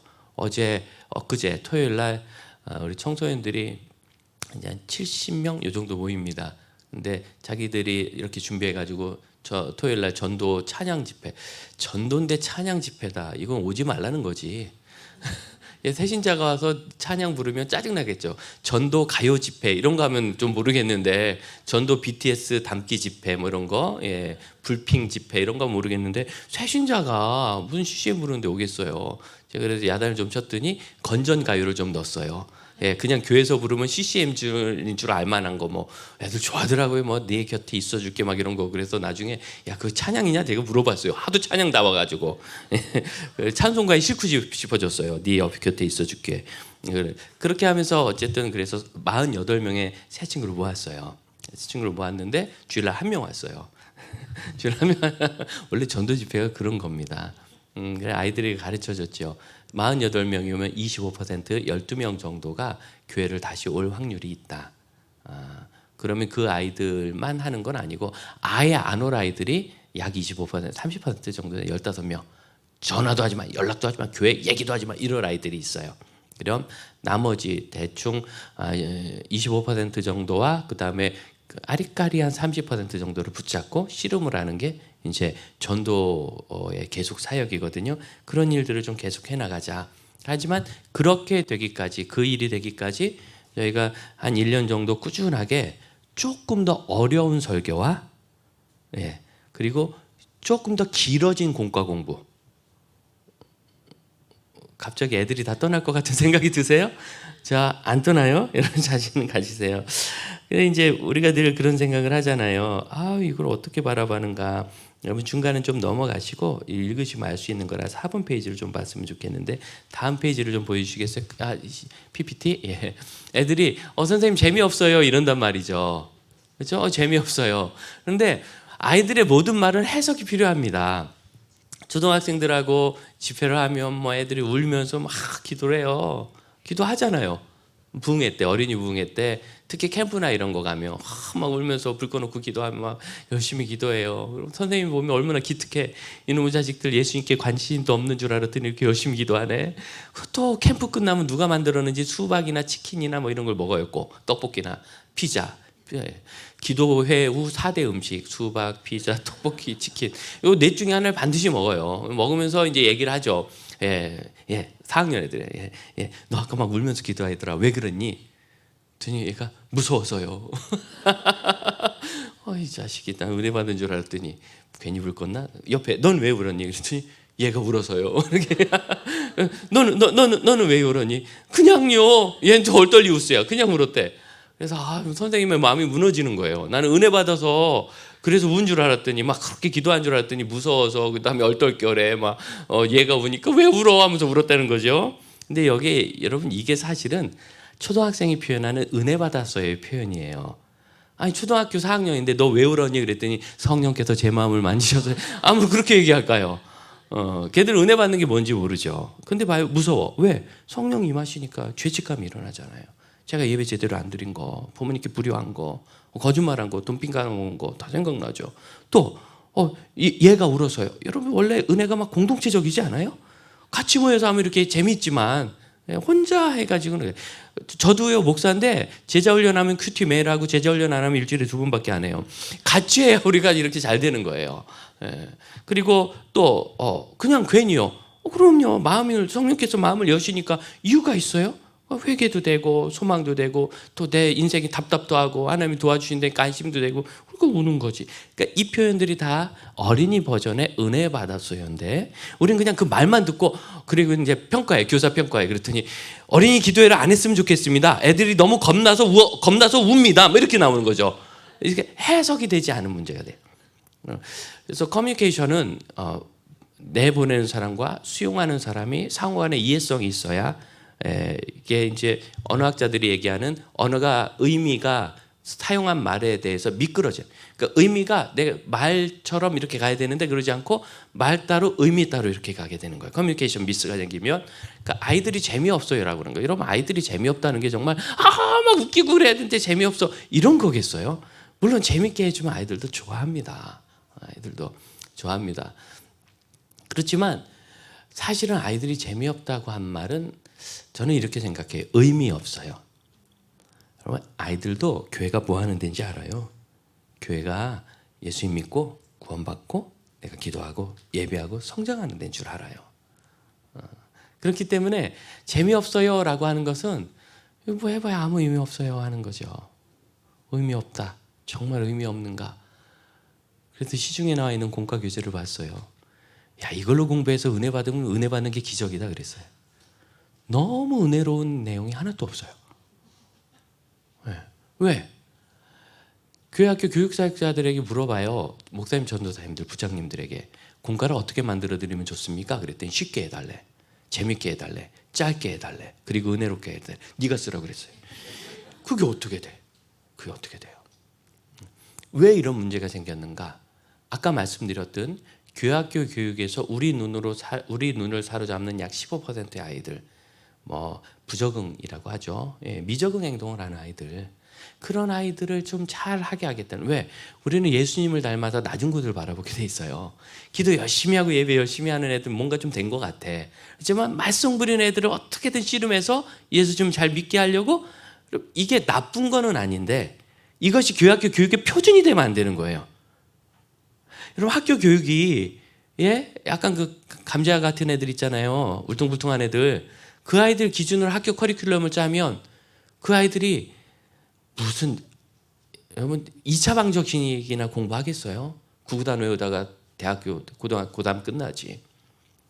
물론 약간 못 따라오는 아이들로 해서도 좀 스페셜한 어떤 것을 해줘야 되고 보편적으로는 따라온다는 기준 안에서 해야 되고 그 중에서 조금 더 특출나게 열심히 하는 아이들로 해서는 엑스트라를 좀 제공을 해줘야 되잖아요. 근데 교회는 이상하게 다 똑같이 만들려고 그래. 그래서 여러분 아십니까? 사회주의와 공산주의가 기독교 이념에서 나왔다는 거. 공평하게 하고 소금으로 고르게 하듯이 평평하게 하려고 한 게 사회주의고 공산주의예요. 막스 레닌 다 신학까지도 공부한 사람들이 수두룩하고 마르크스도 신학생이었고 제일 엽기적인 거 히틀러도 신학생이었어요. 목회도 했어요. 히틀러 설교 있어요. 놀랍지 않습니까? 그러니까 이런 것들이 현실 속에서 정말 우리 하나님의 고민을 가지고 우리 하나님이 가진 생각이 있잖아요. 그걸 품고 건강하게 풀어내려고 해야 되는데 이념화되고 편향되면 그런 문제를 가져요. 제가 아까 아이들 말썽 부리는 애는 다 없어졌어요 라는 얘기가 슬프지만 우픈 얘기죠. 그렇지만 그러면 그 아이들을 우리가 다시 불러와야 되겠고 그 전에 지금 와 있는 아이들 우리가 좀 잘 봐야 돼요. 그래서 우리 목사님들 대부분 이제 총신 출신이신데 총신 속한 교단에서 종교개혁 500주년을 기념으로 해가지고 3년 프로젝트에 설문을 했어요. 비용이 수억 원 들었어요 정말. 그래서 신뢰도가 굉장히 높아요. 95%. 플러스 마이너스 3.5. 이게 무슨 소리냐면 95%라는 건 요 설문을 돌리면 20번 중에 19번은 똑같은 결과가 나올 거라는 거예요. 그리고 이제 오차는 플러스 마이너스 3.5. 이 정도면 우리가 흔히 보는 대통령 누가 될 것 같아요? 요거보다 더 쪽집 깬 겁니다. 그게 보통 90에서 95%고 신뢰도가 플러스 마이너스 5 이내로 잘 안 들어와요. 5 이내로 들어오려면 포집을 굉장히 넓게 해야 되거든요. 그게 안 되니까. 그러니까 이 설문은 그냥 거의 그대로 사실이라고 봐도 별 문제가 없어요. 그런데 그때 물어봤어요. 어린이들에게. 다음 거 보여주시겠어요? 너는 교회에서 뭐가 제일 재밌니? 현재 흥미있는 게 뭐니? 어린이들에게 물어봤더니 어린이와 청소년들이 노는 거라고 그랬어요. 노는 게 제일 좋아, 제일 좋지. 뭐 레크레이션, 뭐 수영장 가는 거, 눈썰매 타는 거 이런 게 제일 좋다는 거예요. 그래, 그럼 물어봤어요. 앞으로 교회에서 어떤 프로그램을 늘려주면 좋겠니? 그럼 뭐라 그래야 돼? 수영장 늘려주세요. 미니 올림픽 일주일에 한 번씩 해요. 이런 거 해야 되잖아요. 그런데 아이들이 아니에요. 뭐를 요구했느냐면 제자 훈련 시켜주세요. 찬양팀 훈련하고 싶어요. 기독교 역사 배우고 싶어요. 뭐 그다음에 뭐 이런 거 가르쳐 달라고. 그러니까 제자 훈련적인 요소를 공부하고 싶다고 아이들이 얘기했어요. 좀 이상하죠? 이게 무슨 소리예요? 그러니까 우리 아이들이 교회가 뭐 하는 데인지 아는 거죠. 재밌기는 놀면 좋지만 그럼 보세요. 대학교 다닐 때 어떤 시간이 제일 좋죠? 휴강 시간이 제일 좋지. 휴강하면 제일 좋아했잖아요. 요즘은 참 휴강의 추억이 사라진 것 같아. 휴강하면 그걸 다 보강해야 되더라고요. 그래서 교수님들이 심지어 아버님이 돌아가셔도 휴강을 안 해요. 정말이에요. 왜냐하면 그걸 다 보강을 해내야 되는데 방학 후에 보강하려면 애들하고 시간 잡기가 너무 어렵다는 거예요. 그러니까 제 친구가 우리 교회 이제 교육 목사가 총신대 기독교 교육과 학과장인데 아버님 돌아가셨거든요. 휴강을 안 하더라고요. 휴강을. 수업을 했어요. 얘가. 이런 불의막신한 놈. 어쨌든 그래요. 자, 그런데 옛날에 우리 휴강하면 너무 좋아했죠. 그래서 모든 과목을 다 휴강해 줄까? 아니죠. 뭘 원해요? 교수님들이 더 잘 준비해서 더 잘 가르쳐 주기를 원하죠. 마찬가지예요. 우리 아이들이 당장 눈앞에 있는 거 입에 들어오면 단 게 먹고 싶지 쓴 거 먹고 싶겠어요? 누가 쌍화차 먹겠어요? 콜라 먹어야지. 그렇지만 너에게 뭘 주면 좋겠니? 쌍화차 같은 거 먹어야죠. 그런 거예요. 우리 아이들이 머릿속이 멀쩡해요. 자, 그런데 대학 청년들에게 물어봤어요. 뭐가 제일 좋니? 그랬더니 소그룹이 제일 좋대요. 대학 청년들은 압도적으로 소그룹을 좋아한다고 나왔어요. 앞으로 앞으로 뭘 가르쳐 줄까 그랬더니 뭐 기독교인의 금전관 이런 거 있잖아요. 결혼관, 어떤 선교란 무엇인가 이런 거. 그러니까 삶과 사회와 세상 속에서 내가 제자로 살아가기 위해서 필요한 것들을 가르쳐 주세요. 이렇게 대답을 했어요. 대부분의 기독교 교육의 이념이 그 밑에 있는 겁니다. 읽어볼까요? 연령이 시작. 연령이 높아질수록 신앙의 컨텐츠로 사회에 영향력을 끼치기 원함. 이게 기독교 교육의 목표를 조금 드라이하게 표현한 거고, 보통 뭐라고 얘기하느냐면 성경을 배워 예수 그리스도를 만나고 신앙의 변화를 일으켜 인격적으로 성숙하고 사회에 헌신하고 교회를 세워나가며 선교의 지상 과제를 이루는 다음 세대를 양육한다. 이렇게 얘기하죠. 예, 이렇게 얘기한 걸 드라이하게 얘기하면 이렇게 되는 겁니다. 네가 자라가면서 점점 신앙 콘텐츠를 더 깊이 배워가지고 사회와 교회, 가정에 영향을 끼치는 사람이 되라. 그런데 우리가 그걸 원했는데 정말 그 일이 이루어지고 있는 거예요. 우리에게 배운 아이들이 신앙 콘텐츠를 좋아하게 되고 더 가르쳐 주세요라고 이야기를 한다는 거죠. 그래서 주일학교에 이렇게 말씀 공부하고 하는 걸 자꾸 회피하는 아이들이 있다고 겁내지 마실 것은, 그런 아이들의 비중이 보통 15%는 어디에나 있어요. 그게 기준이 되면 안 돼요.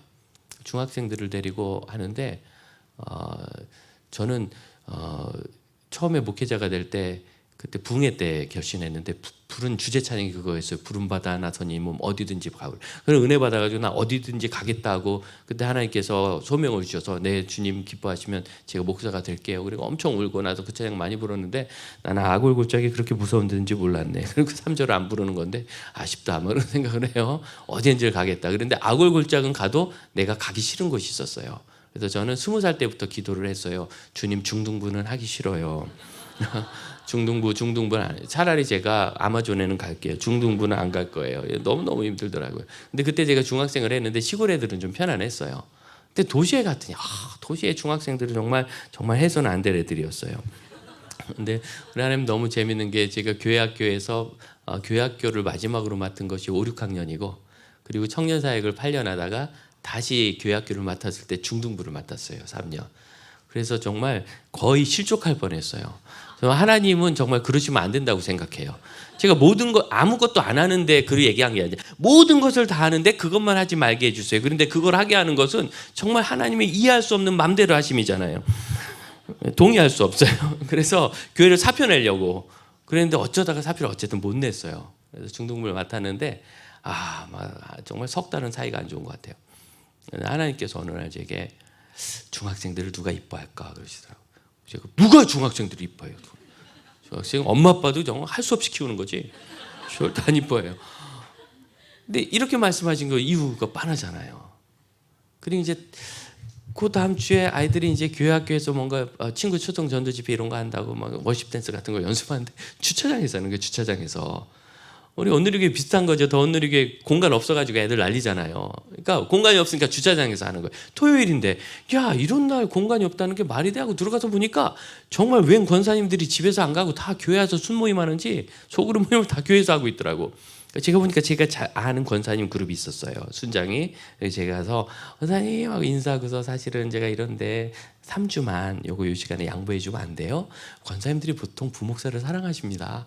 목사님 그럴게요. 오늘 갈까요? 오늘 공부하시고 다음 주부터 3주만 내려와서 내가 보니까 정말 그렇다. 근데 몇 호 있지? 거기 어떤 권사님이 양보해 주기로 했으니까 다음 주부터는 거기서 해. 애들이 얼굴이 환해져요. 그럼 제가 중딩을 위해서 권사님을 쫓은 거예요. 저는 그게 당연하다고 생각했는데 거꾸로 생각해 보니까 아이들 입장에서는 야 우리 때문에 그 무서운 그런 권사님의 특징은 사랑스럽고 무섭다 이런 거 아니겠어요? 잘못 보이면 식당에서 밥도 안 줘요. 그런데 그분들을 내쫓았다. 아이들이 씩 웃는데 제가 너무 이뻐가지고 저도 모르게 밥 먹었니? 제가 이제 감을 잃어버린 거예요. 청소년들에게 그런 거 물어보면 안 돼요. 청년들은 밥 먹었니? 아니요 목사님 됐어요. 저희 좀 뭐 이러는데 중학생들은 아니요 막 이래. 징그러운 놈들. 짜장면 사줄까? 그래서 그때 짜장면 간짜장 곱빼기 한 그릇이 3,200원이었는데 그거 7그릇 사줬어요. 다음날 주일날 봤는데 막 저기서부터 달려 목사님 막 덜컹 안기더라고요. 징그러운 놈들. 그래서 난 세상에서 중등부 목회가 진짜 쉬운 거구나. 제가 우리 교회 장로님들에게 탕수육을 사드려 보세요. 내 말 듣나? 이것들은 너무 싸. 짜장면 한 그릇에 넘어가요. 이런 저렴한 인간들을 내가. 그래서 중동부들은 그렇게 생각했어요. 어떤 뭐랄까 사랑과 애정의 블루오션이다. 경쟁이 없어요. 여기는. 유튜브는 레드오션이에요. 유튜브는 이쁘다 그래도 없고 반응이 없어. 왜? 다 이뻐하니까 지를. 예. 근데 중동부는 정말 블루오션이에요. 제가 너무 행복한 3년 사역을 했고 그때 변화도 참 많이 있었고 그래 한 3개월 만에 뭔가 제 중심이 변화되니까 너무 행복해지고 아이들 제자들 숫자가 제자 훈련에 주일날 3시간 공부하는 아이들이 50명, 60명 이렇게 늘어나기 시작하고 단계를 늘려서 선생님들 양육해가지고 청소년 제자 훈련은 짧아야 돼요.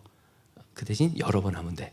그러니까 한 번에 30주 할 것을 6과씩 5단계로 나눠서 이렇게 하는 거죠. 왜 6과씩 5단계로 하냐? 6주 공부를 끝나면 중간고사가 와요. 그럼 2주 쉬었다가 다시 6주 끝나면 기말고사가 와요. 그럼 2주 쉬었다가 방학 때 6주 하고 그 다음에 다시 6주 이렇게 딱 맞춰요. 그래서 50주 하고 저희는 중간고사 이런 거 할 때는 막 분반 공부도 쇼트로 해요. 2주간 짧게. 왜? 우리 아이들 공부해야 되잖아요. 그러니까 이번 주 2주간 분반 공부 짧게 하고 다음 주는 길게 할 거야. 다 오케이 그래요. 그러면 그 다음 주에 길게 할 권리를 얻는 거예요. 내가. 괜히 쓸데없이 마음에 갈등 불러일으키고 전 그런 거 너무 싫어요.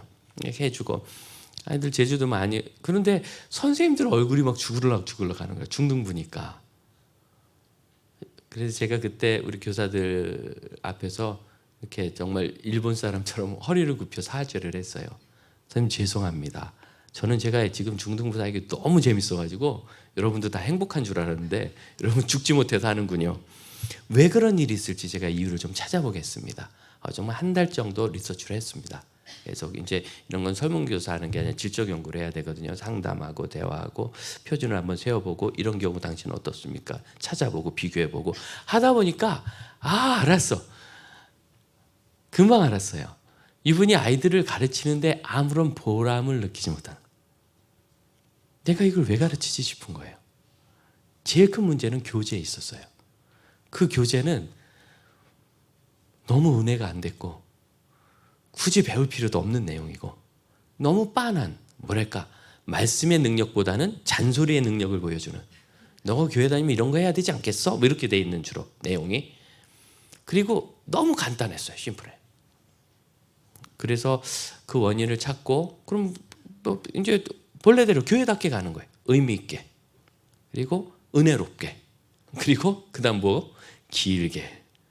그래서 청년들에게 가르쳤던 교재를 편집을 해가지고 원래는 90분짜리 성경 공부인데 한 110분짜리 그 이상으로 못 줄이겠더라고요.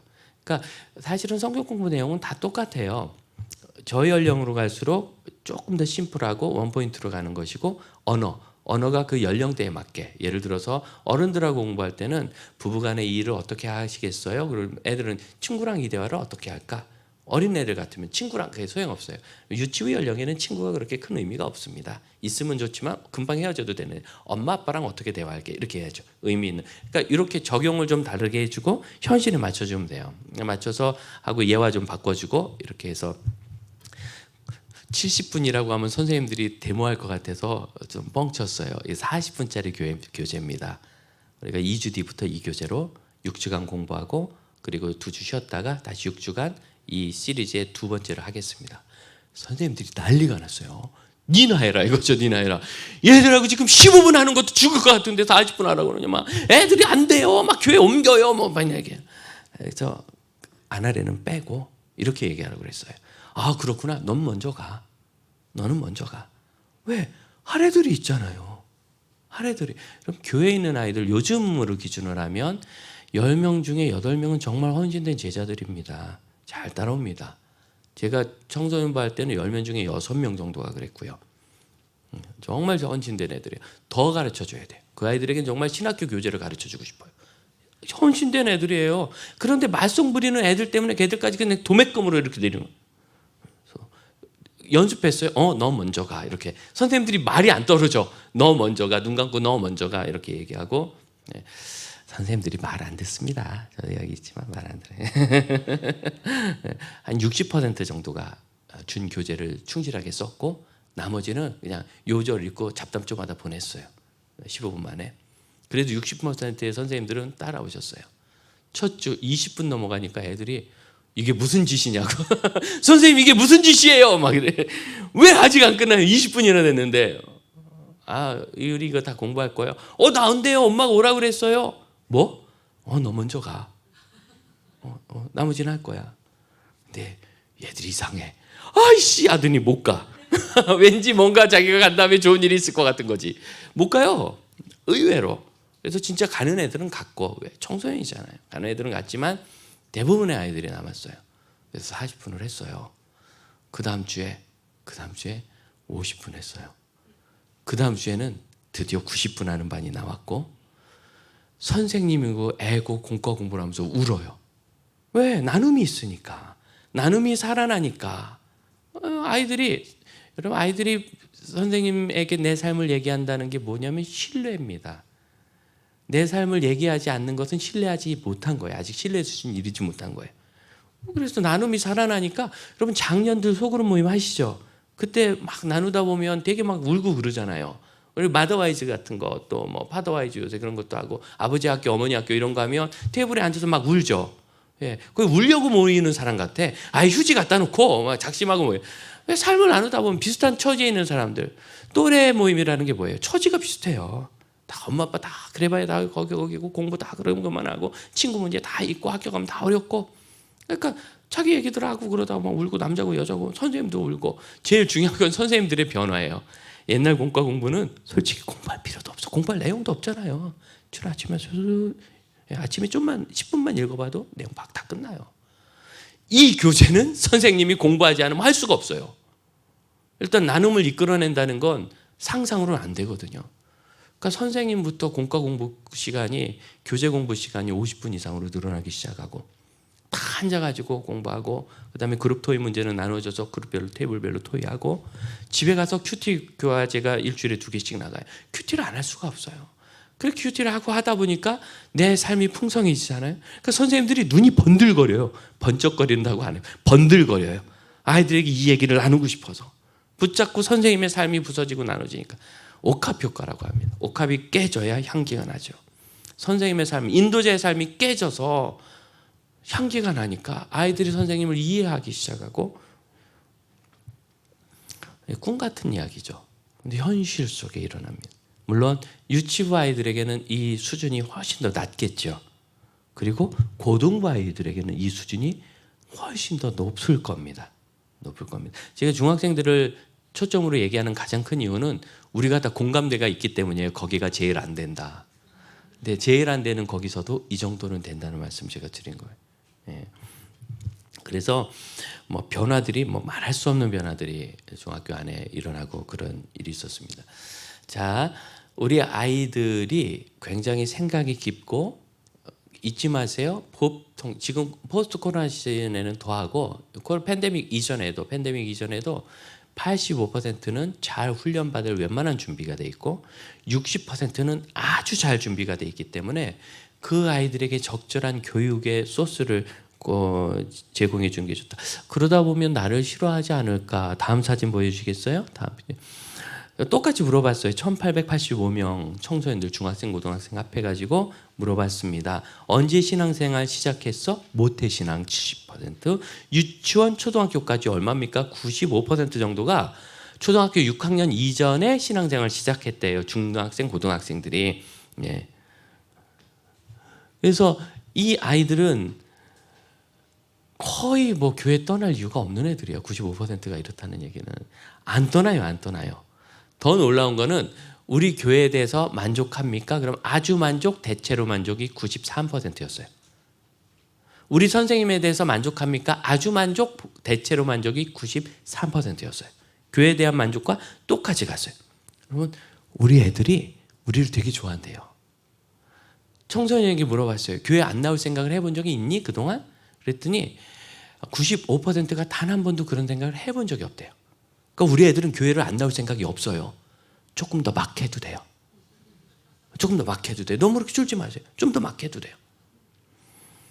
이게 지금 한국의 기독교 사회에서, 한국 기독교 사회에서 너무 중요한 건데, 왜 그러냐면 20% 이상이 되면 선교적 과제가 완성이 된 거예요. 유럽에 있는 기독교 국가들은 그때는 국가 종교였잖아요. 왕이 개종하면 셀이다 믿어버리는 거. 근데 지금은 우리는 불교세가 압도적인 나라에 기독교가 들어와서 전도를 해가지고 이제는 사실은 현실 속의 영향력에서는 불교를 밀어낸 지 오래죠. 영향력으로는 주된 신앙을 차지했고, 그 다음에 숫자로는 20에서 25%로 왔다 갔다 했어요. 이 이야기는 이제는 전도에서 예수 믿는 사람 거의 다 됐고, 계속 전도는 일어날 거예요. 계속 전도는 일어나지만 옛날에 있었던 70년대, 80년대, 90년대 폭발적인 부흥은 이제 끝난 거예요. 오히려 이런 부흥은 저기 아프리카권, 제3세계권에서 일어나는데, 전 세계에 부흥하는 교회 95%가 그런 제3세계권의 어떤 성령 은사운동하는 교회들에게 있는데, 문제는 이런 교회들은 다 그 지역이 가난해요. 가난해서 세계적 영향을 끼치지 못해요.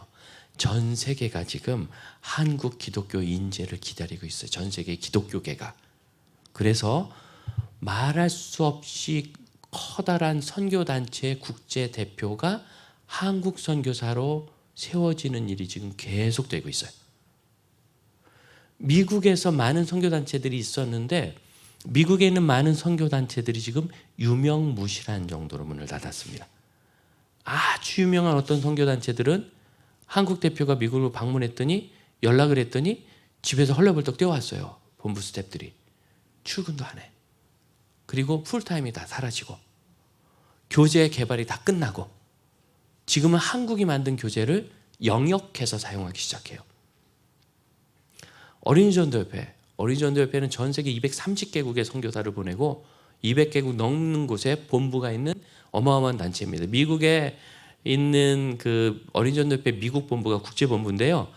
대학 캠퍼스만큼 커요. 일하는 분들이 800명인가 그래요. 어마어마하죠? 국제대표가 이번에 한국 사람이 됐어요. 작년에. 화이트 앵글리칸이 아닌 첫 번째 케이스입니다. 백인도 아니고 미국 사람도 아닌 첫 케이스가 한국 사람이 된 거예요. 제가 깜짝 놀랐어요. 너무너무 놀랐어요. 그런데 이 일이 지금 모든 선교지와 모든 선교단체에서, 여러분, 한국이 우리 하나님께서 예비하신 21세기에 예비된 요셉의 창고입니다. 한국으로부터 음식, 영적인 양식과 선교적 자원이 전 세계로 가야 돼요. 그러니까 우리가 우리 다음 세대를 그동안 만나보았던 수준으로 가르치면 안 되고, 조금 더 욕망을 가지고, 어떤 욕망? 거룩한 열망. 하나님께 쓰임받을 수 있는 아이가 되게 하겠다는 열망으로. 다음 페이지 보여주겠어요? 이 열망의 기초에 뭐가 있느냐면, 우리 아이들이 교회를 상당히 신뢰하고 있다는 거예요. 95%가 교회를 안 나갈까 하는 생각을 해본 적이 없을 만큼 교회에 익숙하고 교회 안에 젖어 있어요. 근데 우리는 여전히 옛날의 가치관을 가지고 아이들을 봐요. 애들이 안 나오려고 하지 않을까, 나를 싫어하지 않을까, 교회 옮길 생각이 있지 않을까. 언제? 초등학교 6학년부터 중2까지. 조금 넉넉히 하면 만 12세부터 15세 사이에 그럴 수 있어요. 그러니까 이때 무엇이 있어야 되느냐면 하나님을 만나는 체험을 해야 돼요. 목사님 중에서 연대에서 겸임 교수를 하면서 가르치는 목사님이 계신데, 지난번에 그러더라고요. 지금 들어오는 신입생들 중에서 교회 다녀하면 5%밖에 안 나온대요. 이해가 안 된대. 왜? 지금 한국 통계를 보면 교회 다녀오면 20%나 최소한 15%가 나와야 되는데 5%만 나오는 거예요. 왜 그랬나 봤더니 애들이 청소년기의 신앙을 잃어버렸어요. 두 가지를 얘기하더라고요. 두 가지를 얘기하는데, 첫째는 청소년기가 오기 전에 기독교 세계관과 기독교 어떤 학문 교육을 해야 되는데, 예를 들어서 진화론을 배우기 전에 창조론과 진화론에 대해서 미리 알려줘요. 안 그러면 얘가 갑자기 톡 배우고 뭐야, 하나님 만드신 거, 그건 너무나 좀 신화 같은 거죠. 쑥 흘러가는 거예요. 두 번째로, 역사 속에서 십자군 전쟁 너무너무 무식한 짓이죠. 십자군 전쟁 너무너무 무식한 짓이에요. 그러면 세상에 교회가 조금 더 헌신적인 교회들을 화형시켰어요. 장로교회가 침례교인들을 화형시킨 사건이 1600년, 700년대에 있었어요. 너무너무 무식한 짓이죠. 이런 걸 막 배우는 거예요. 그러면 기독교 신앙에 대한 신뢰가 확 떨어지는 거예요. 그때 뭘 가르쳐야 되냐면 그 전에 교회가 잘못한 걸 먼저 가르치고, 그러나 교회가 잘한 일들. 여러분, 현대 근대 이 자유민주주의 세계는 교회가 다 일군 겁니다. 기독교 신앙이 다 일군 겁니다. 이건 뭐 지금 다 얘기할 부분이 아니라, 그래서 그런 부분들을 역사 속에서 쫙 배우면 교회가 잘못된 것도 있었는데 그때는 그렇게밖에 생각할 수 없는 어떤 이 생각의 문제가 있었구나. 그러나 교회가 이렇게 위대한 일을 했구나. 미리 배워놓으면 세계사를 배우면서 역사를 배우면서 그런 걸 배워도 별로 그렇게 문제가 흔들려. 왜? 뭐 얼마든지 좋은 것도 했으니까. 그래서 이런 교육을 꼭 해야 되고, 이제 두 번째 해야 되는 게 공동체성이죠. 공동체성. 사진 한번 보여주시겠어요? 그 다음 거 보여주세요. 앵무새가 하도 조르니까 죽겠다고. 새도 육아는 힘들거죠. 공감이 되십니까? 그래서 키우기 힘드니까 다음 거 보여주시겠어요? 이런 짓을 하는 놈이 있어요. 탕란이죠, 탕란. 우린 뻐꾸기만 그런 줄 아는데 탕란을 하는 새가 수십 종류예요. 되게 많아요, 되게 많아. 그런데 희한하죠. 저러면 저거 흰색 알, 점박이 알 금방 발견할 것 같은데 새들이 또 이렇게 구분할 수 있는 색 종류가 새마다 좀씩 다르대요. 그래서 인식하는 게 다르대. 그리고 기가 막히게 알고 거기다 딱 놓고, 또 의외로 탕란한 알들 중에 많은 게 파괴된대요. 어미새가 눈치채고 먹어버린대요. 간식이지. 그러나 이제 못하면 키우는 거죠. 탕란. 내가 낳았으니 내가 키워야 되는데 있는데 불편하다는 거죠. 그래서 어떤 일을 했는가? 그 다음 보여주세요. 이 교회가 청소년들은 따로 예배를 만들어줬어요. 좋거든. 교회 와가지고 하더니 따로 예배하니까 좋아졌어요. 그래서 서로 편해지기 시작했어요. 1900년대 미국 사회에 있었던 일이에요. 미국 교회. 이걸 짝기 마우스라고 합니다. 짝기 미키 마우스의 모양이 된 거예요. 이 청소년들은 어른들하고 전혀 신앙적 경험을 공유하지 않아요. 예배도 니네끼리 하고, 수련회도 니네끼리 가고, 활동도 니네끼리 하고, 심지어 담임 목사 얼굴도 모르고, 교회 제도나 이런 거에 별로 관심이 없어요. 자기들끼리. 이렇게 해놓고 조금 좋아지니까 그 다음 사진 보여주겠어요? 다른 부서들이 늘어나기 시작했어요.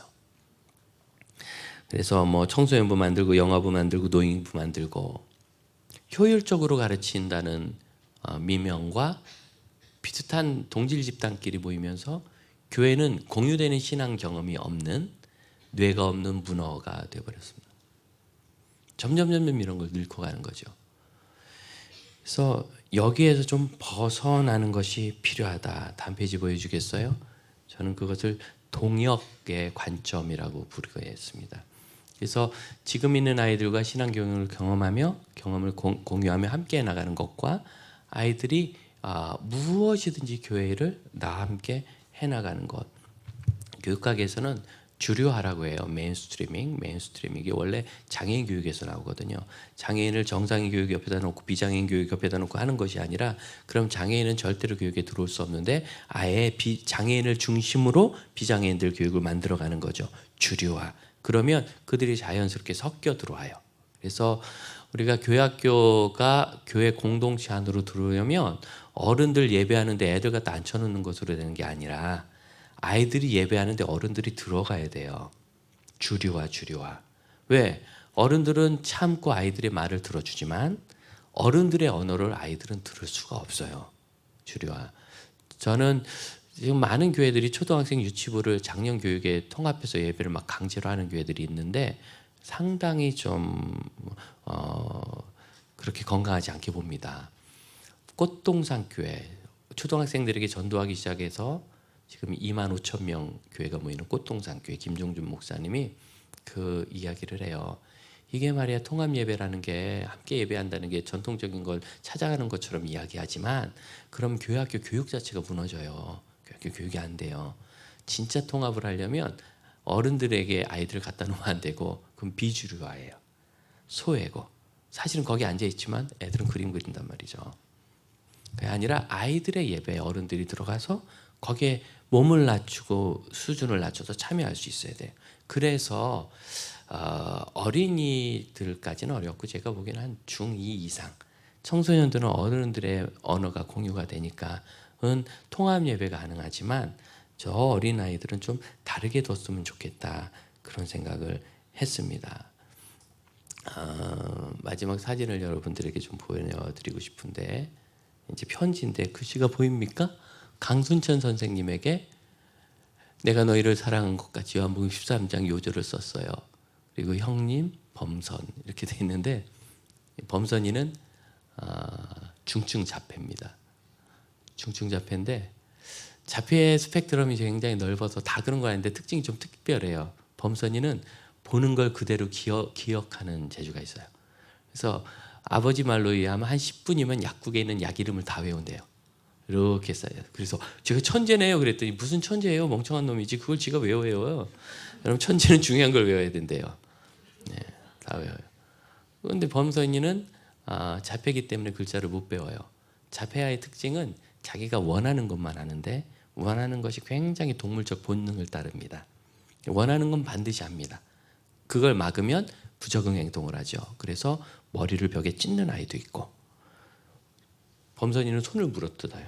그래서 여기 피부가 괴사해서 이빨 자국 모양으로 계속 가르치면 조금씩 좋아지고 안 가르치면 확 나빠져요. 조금씩 가르쳐서 이제는 물어뜯지 않는데 제가 범선이를 만났을 때는 화가 나면 이렇게 대고 밀어서 물지는 못해. 배운 게 있어가지고 지금 범선이는 직장 생활도 해요. 큰 돈은 아니지만 장애인 고용하는 곳에서 돈도 벌어요. 하지만 너무너무 중증이었어. 완전히 범선이만큼 중증은 없어요. 범선이가 장애가 있어서 아빠가 예수님 만났어요. 사실은 술 많이 먹고 고집센 약간 무섭게 생긴 아저씨거든요. 제가 오래전에 딱 1년 반 하나님의 은혜 가운데 제 인생의 가장 축복된 시간을 만났는데 자폐 유치부 아이들을 제가 가르친 일이었던 것 같아요. 근데 참 우연하게 하게 됐는데 그러면서 너무 행복했어요. 범선이는 그때 이미 청소년이었는데 청년기 막 들었구나. 범선이가 이게 초등학교 4학년 나이 때 강순천 선생님에게 쓴 편지입니다. 어떻게 이 편지를 썼을까요? 강순천 선생님이 미술을 공부했는데 미술을 좀 못해가지고 서울 상대를 갔어요. 서울 상대 아시죠? 서울에서 상당히 떨어진 데를 갔어요. 비행기 타고만 와요. 하지만 마음이 따뜻한 선생님이었어요. 범선이 1:1 교사가 돼서 일주일에 한 번씩 그림을 그려서 편지를 써서 범선이에게 보내줬어요. 선생님에게 편지를 받는 거 처음인 거예요. 너무너무 읽고 싶은데 못 읽잖아요. 그래서 그걸 읽기 시작하면서 글자를 배운 거예요. 아까 말씀드렸듯이 외우는 데는 천재니까 자기가 필요한 걸 그때 처음 외운 거죠. 그래서 이게 지금 날짜가 여기 안 나왔나? 예. 그래서 자기가 이렇게 이게 28번째 편지 8월 2일 거네요. 이런 식으로 해가지고 범선이가 글자를 잘 모를 때 그림을 그려서 요절을 보내줬어요. 거기에 대해서 범선이가 답장을 한 거죠. 그 다음 분 볼래요? 예. 편지를 하고 있어요. 과자를 사주셨 하고 있어요. 말이 안 돼. 소망교회에서 기도받고 있어요. 이제 기도하고 뭐 그런 데를 다닌 거죠. 안 되는 것 되게 많이 찬송을 크게 불어요. 뭐 이거죠. 선생님 말씀 잘 들을게요. 빼빼로 사주세요.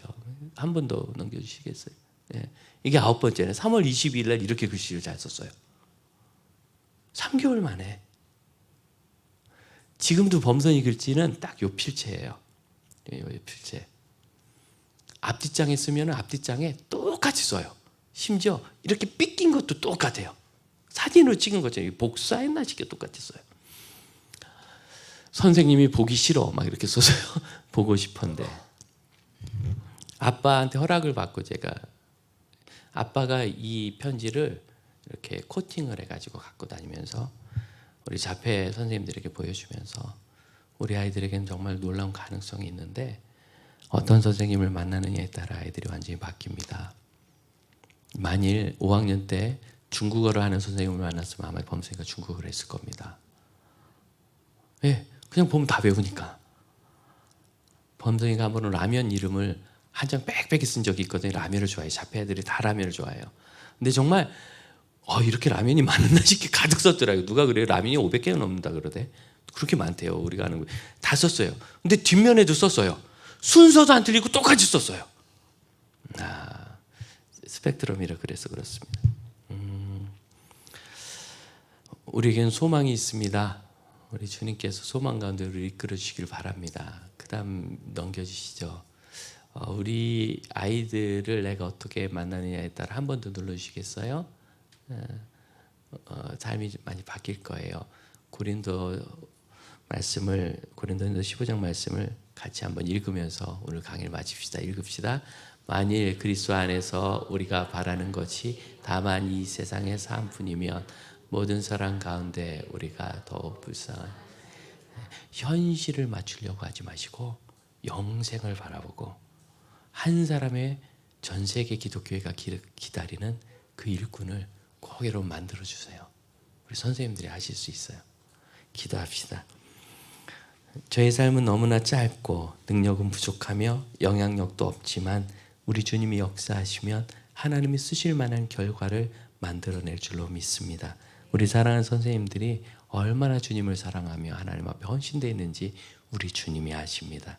주님께서 하시는 그 헌신을 온전히 이루어드리며 우리 하나님이 받으실 만한 헌신의 열매를 우리 주님이 거두시고 100배의 결실이라는 것, 그것은 가나안의 좋은 환경이 아니라 이삭이 하나님 말씀을 순종했을 때 거둔 결실이라는 것을 기억하고 현실이 아니라 이상을 심고 하나님 말씀을 심고 하나님 나라의 영생의 열매를 거두는 참된 그리스도의 제자들, 성령 충만한 교사들이 되게 하여 주옵소서. 이 교육의 모든 과정을 주님께서 인도하사 앞으로 있는 모든 시간에 저희가 어떻게 다음 세대를 가르칠 것을 더욱더 도전하며 깨닫게 하옵소서. 주 예수님의 이름으로 기도하옵나이다. 아멘. 그럼 축복합니다. 감사합니다.